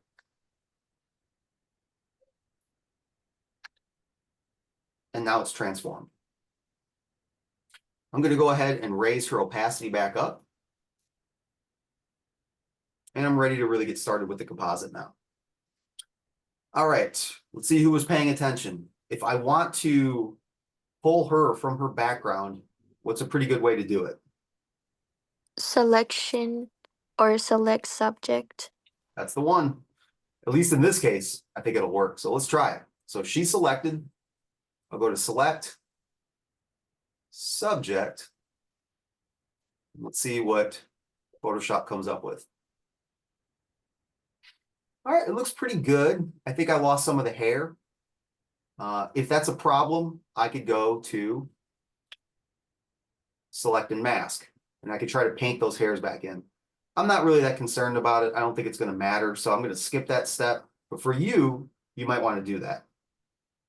All right, that looks pretty decent. So from here, I'll just go ahead and hit the layer mask. Boom. All right, so far, so good. Here's where things get a little bit iffy. I need to take this mask right here. I'll show you what it looks like. That's what the mask is. So what's white is showing. That's a clean window, right? What's black is not showing. That's a dirty window. I need to take this mask and apply it to the city now. It's not hard to do, but I am going to need a duplicate of the city. So I'm going to turn this back on. I'm going to need to duplicate the city layer, and I'm probably going to need to duplicate the girl layer too. All of these, all the links that you see, there's always a different nuance of how it's done. And none of them are wrong. The only wrong way is if your double exposure doesn't look good, then you might need to add more to it, take a little bit more away. So these are just like the basic steps. Feel free to kind of freestyle beyond this. Duplicate a layer, super simple. Right click, duplicate layer. Another good hotkey is Control or Command J, as in January. If the layer is selected, you Command or Control J, you'll create a duplicate. So how do I add this mask onto this layer? There's a couple different ways, but really the easiest way is you're going to want to hold down your Alt or your Option key. Click, hold, and drag your layer mask onto that new layer. Let's see if it worked. I'm going to turn off the background city. I'm going to turn off the girl. Nice. All right, so this is looking much better. For me, I'm going to do black and white. This is a step you don't have to take. Some people prefer color. In fact, maybe I'll keep it in color for a little while. We'll see what that looks like. And then we can try black and white later. So I'm going to duplicate the girl layer just by right clicking. Hey, excuse me. Mm-hmm. How'd you do that again? How you put the masking layer onto the background copy, but when I do it, it just leaves like the girl part. So here's what you did. You click, held, and drag the layer mask, and it moved on to the background, and it got rid of her. Yeah. So the way that you duplicate it is hold down. Are you on a Mac or a PC? Mac. So hold down the Option key. Now click, hold, and drag on the mask and move it to the layer you want. That will duplicate the mask. Not just move it, it'll duplicate it.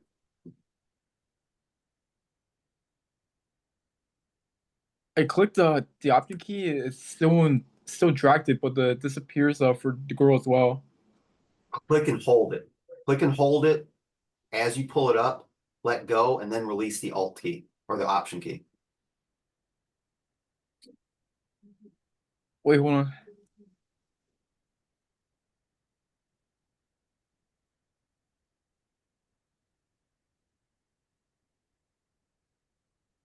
They're not working. I think I'm doing it wrong. Okay. You want to share your screen? Yeah. Go for it.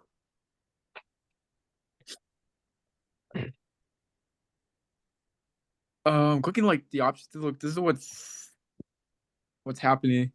Okay, so first things first, do you have a mouse? No. You might want to get one. It's going to help out a lot. All right, so this is a Mac. So click on the layer mask. Yeah. Good. Now I want you to hold down the Option key. Keep holding it down. Click, hold, and drag and move it to that bottom layer. Oh, got it. Yeah, man, a mouse, $2-3. When it comes to selections, it's well worth the money, man. These trackpads are not a designer's friend. I know that you can do a lot of stuff with them, but as we get more and more intense, when you start painting, we're gonna have a painting exercise in project 3. You're just not gonna be able to paint with a trackpad. In fact, I would encourage you guys to start checking out stylus pads from COD, or just spend the $50 and buy one. If you're serious about what we're doing here, this is a must. You'll never see any design studio without stylus pads. I got a Cintiq where I can just literally draw on the screen. So where I touch on the screen, I draw. It was expensive, but I mean, I literally use it all the time. So, okay, so let me share. All right, so we've got, she is isolated. The background is isolated. So what can I do from here? Well, I can do a few things. First thing, I want to duplicate her. So I'll right click, duplicate layer. Okay. And I'm just going to kind of store this. I'm going to move this underneath, turn it off, and I'll use it later. I'm not going to use it right now, but this is going to work pretty well. All right. So what's the best way to go about this? There's a couple different ways, and it doesn't really matter if this is on top or this is on the bottom. Just depends on which way you work there. It's going to do the same thing either way. First thing that I'm going to do is I'm going to change this layer's blend mode. Now, we haven't talked about blend modes yet. Some of you know what they are, some of you don't. Sometimes these will be referred to as transfer modes. They mean the same thing.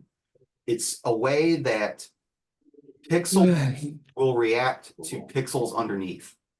So let me give you a for instance. I've got the sky, or I've got the city on top. Right here, you can see it says normal. Well, if I drop this down, there's a bunch to choose from. We've got a whole unit of blend modes. It's coming up very soon. So if you're like, what is going on? Don't worry about it. For right now, just know the big 3. You've got multiply. Now take a look at what happens. I can kind of see some of her. It's very dark, and I can kind of see some of the city. I can do screen. I can still see some of her, and I can still see some of the city, or I could choose overlay. Those are the 3 big ones. From that, you can just kind of start to pick and choose and say darken, it's kind of weird, don't like it. Multiply, I kind of like it, but I think I can do better.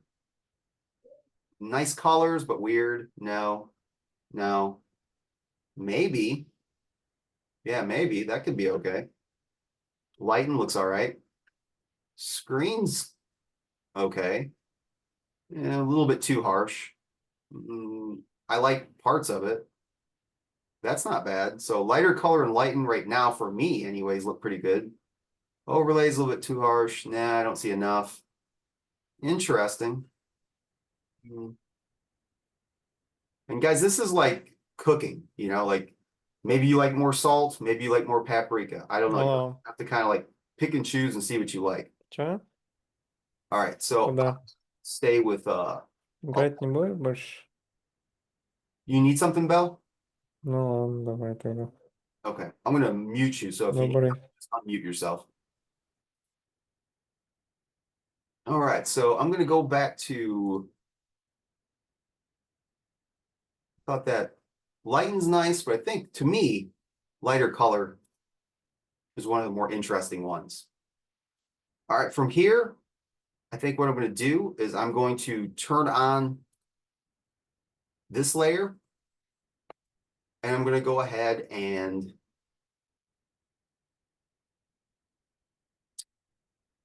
I want a background. I want a flat background, so I'm just going to add one myself. Thought about maybe adding the original color, but that's going to cause a few problems, so I don't want to do that. So what I'll do is underneath just these two layers, I'm going to add a brand new layer. I'm going to choose an adjustment layer, and I'll do a solid color. Now, black came up by default. This is white. I could color pick, maybe choose a beige. Maybe I'll go into a different tone, do like a light blue. Choose OK. So this is an adjustment layer. It's just like the hue saturation that we did on Tuesday with the car. It's just like the brightness contrast that we did with the car. An adjustment layer comes with a mask. And if I want to change the color, if I go through this and like, you know what, actually maybe purple would be better. All you got to do is double click, not on the mask, but the color itself. I can eyedrop this purple. All right, that's not bad. And I'll lighten it up a little bit and I choose OK. So I kind of like where this is going. It's got some interesting qualities to it. I feel like it might be better serviced as black and white. I can make that call at the end, or I can start to do it now. I'm going to kind of keep it as is for right now. What I think I'm going to do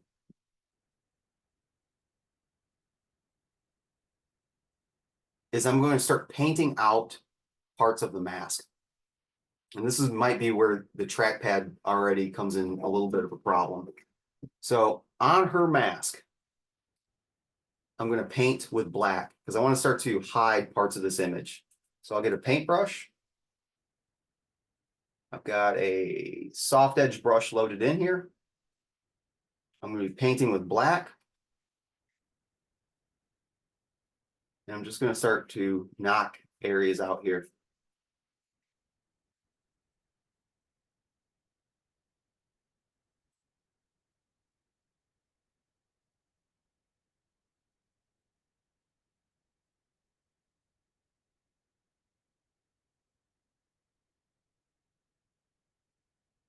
So that's working pretty well for this. Now I'll need to start knocking areas out of this. So I'm on the city layer now.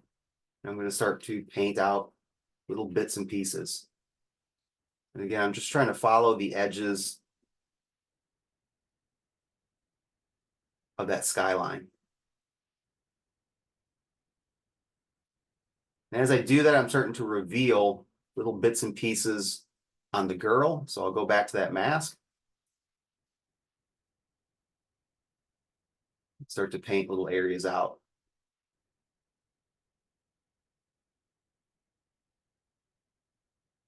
That's not bad, but now that I'm looking at it, I think I could have done a little bit better. So I'm going to go back before I start using the brush. I think what I could do is if I was to change this to black and white, I think my composite would look a lot better. So if I think I might make a mistake, I'd want duplicates. I've got duplicates down here, so I'm not too worried about it. I'm just going to go ahead and dip the color out of both of these images. So out of this image here, not on the mask, but on the image itself, I'm just going to go to Image, Adjustment, Desaturate. She's black and white now. I'm going to do the same thing on the cityscape copy. Image, Adjustment, Desaturate. All right, so now what I can really do is I can see that skyline much, much better. On this layer itself, I'm going to go to Image, Adjustment. I'll just do a brightness contrast. I want my brights to be a little bit brighter. I want that sky to be like almost completely white. And I'll add some contrast too. So my darks get dark, my lights get light. Might even do it to her too. So I'll go to Image, Adjustment, Brightness Contrast, brighten it up just a little bit, and add some contrast. Now it doesn't look like a whole lot's changed, but if I change my background now to white, I'm going to double click on that pink. You can see that's really starting to kind of fall into the background. Right, let me try that again. I'll do the cityscape, grab my brush. Do it on her. Grab that brush and just start to knock this area off a little bit.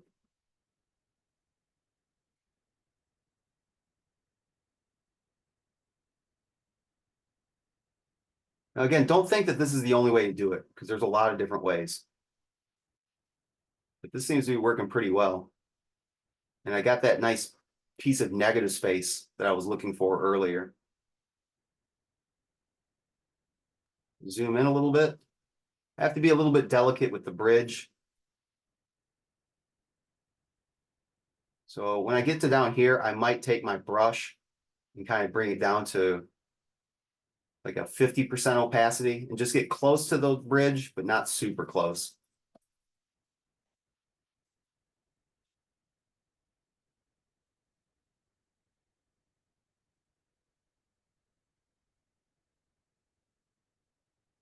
All right, let me zoom out and see where I'm at.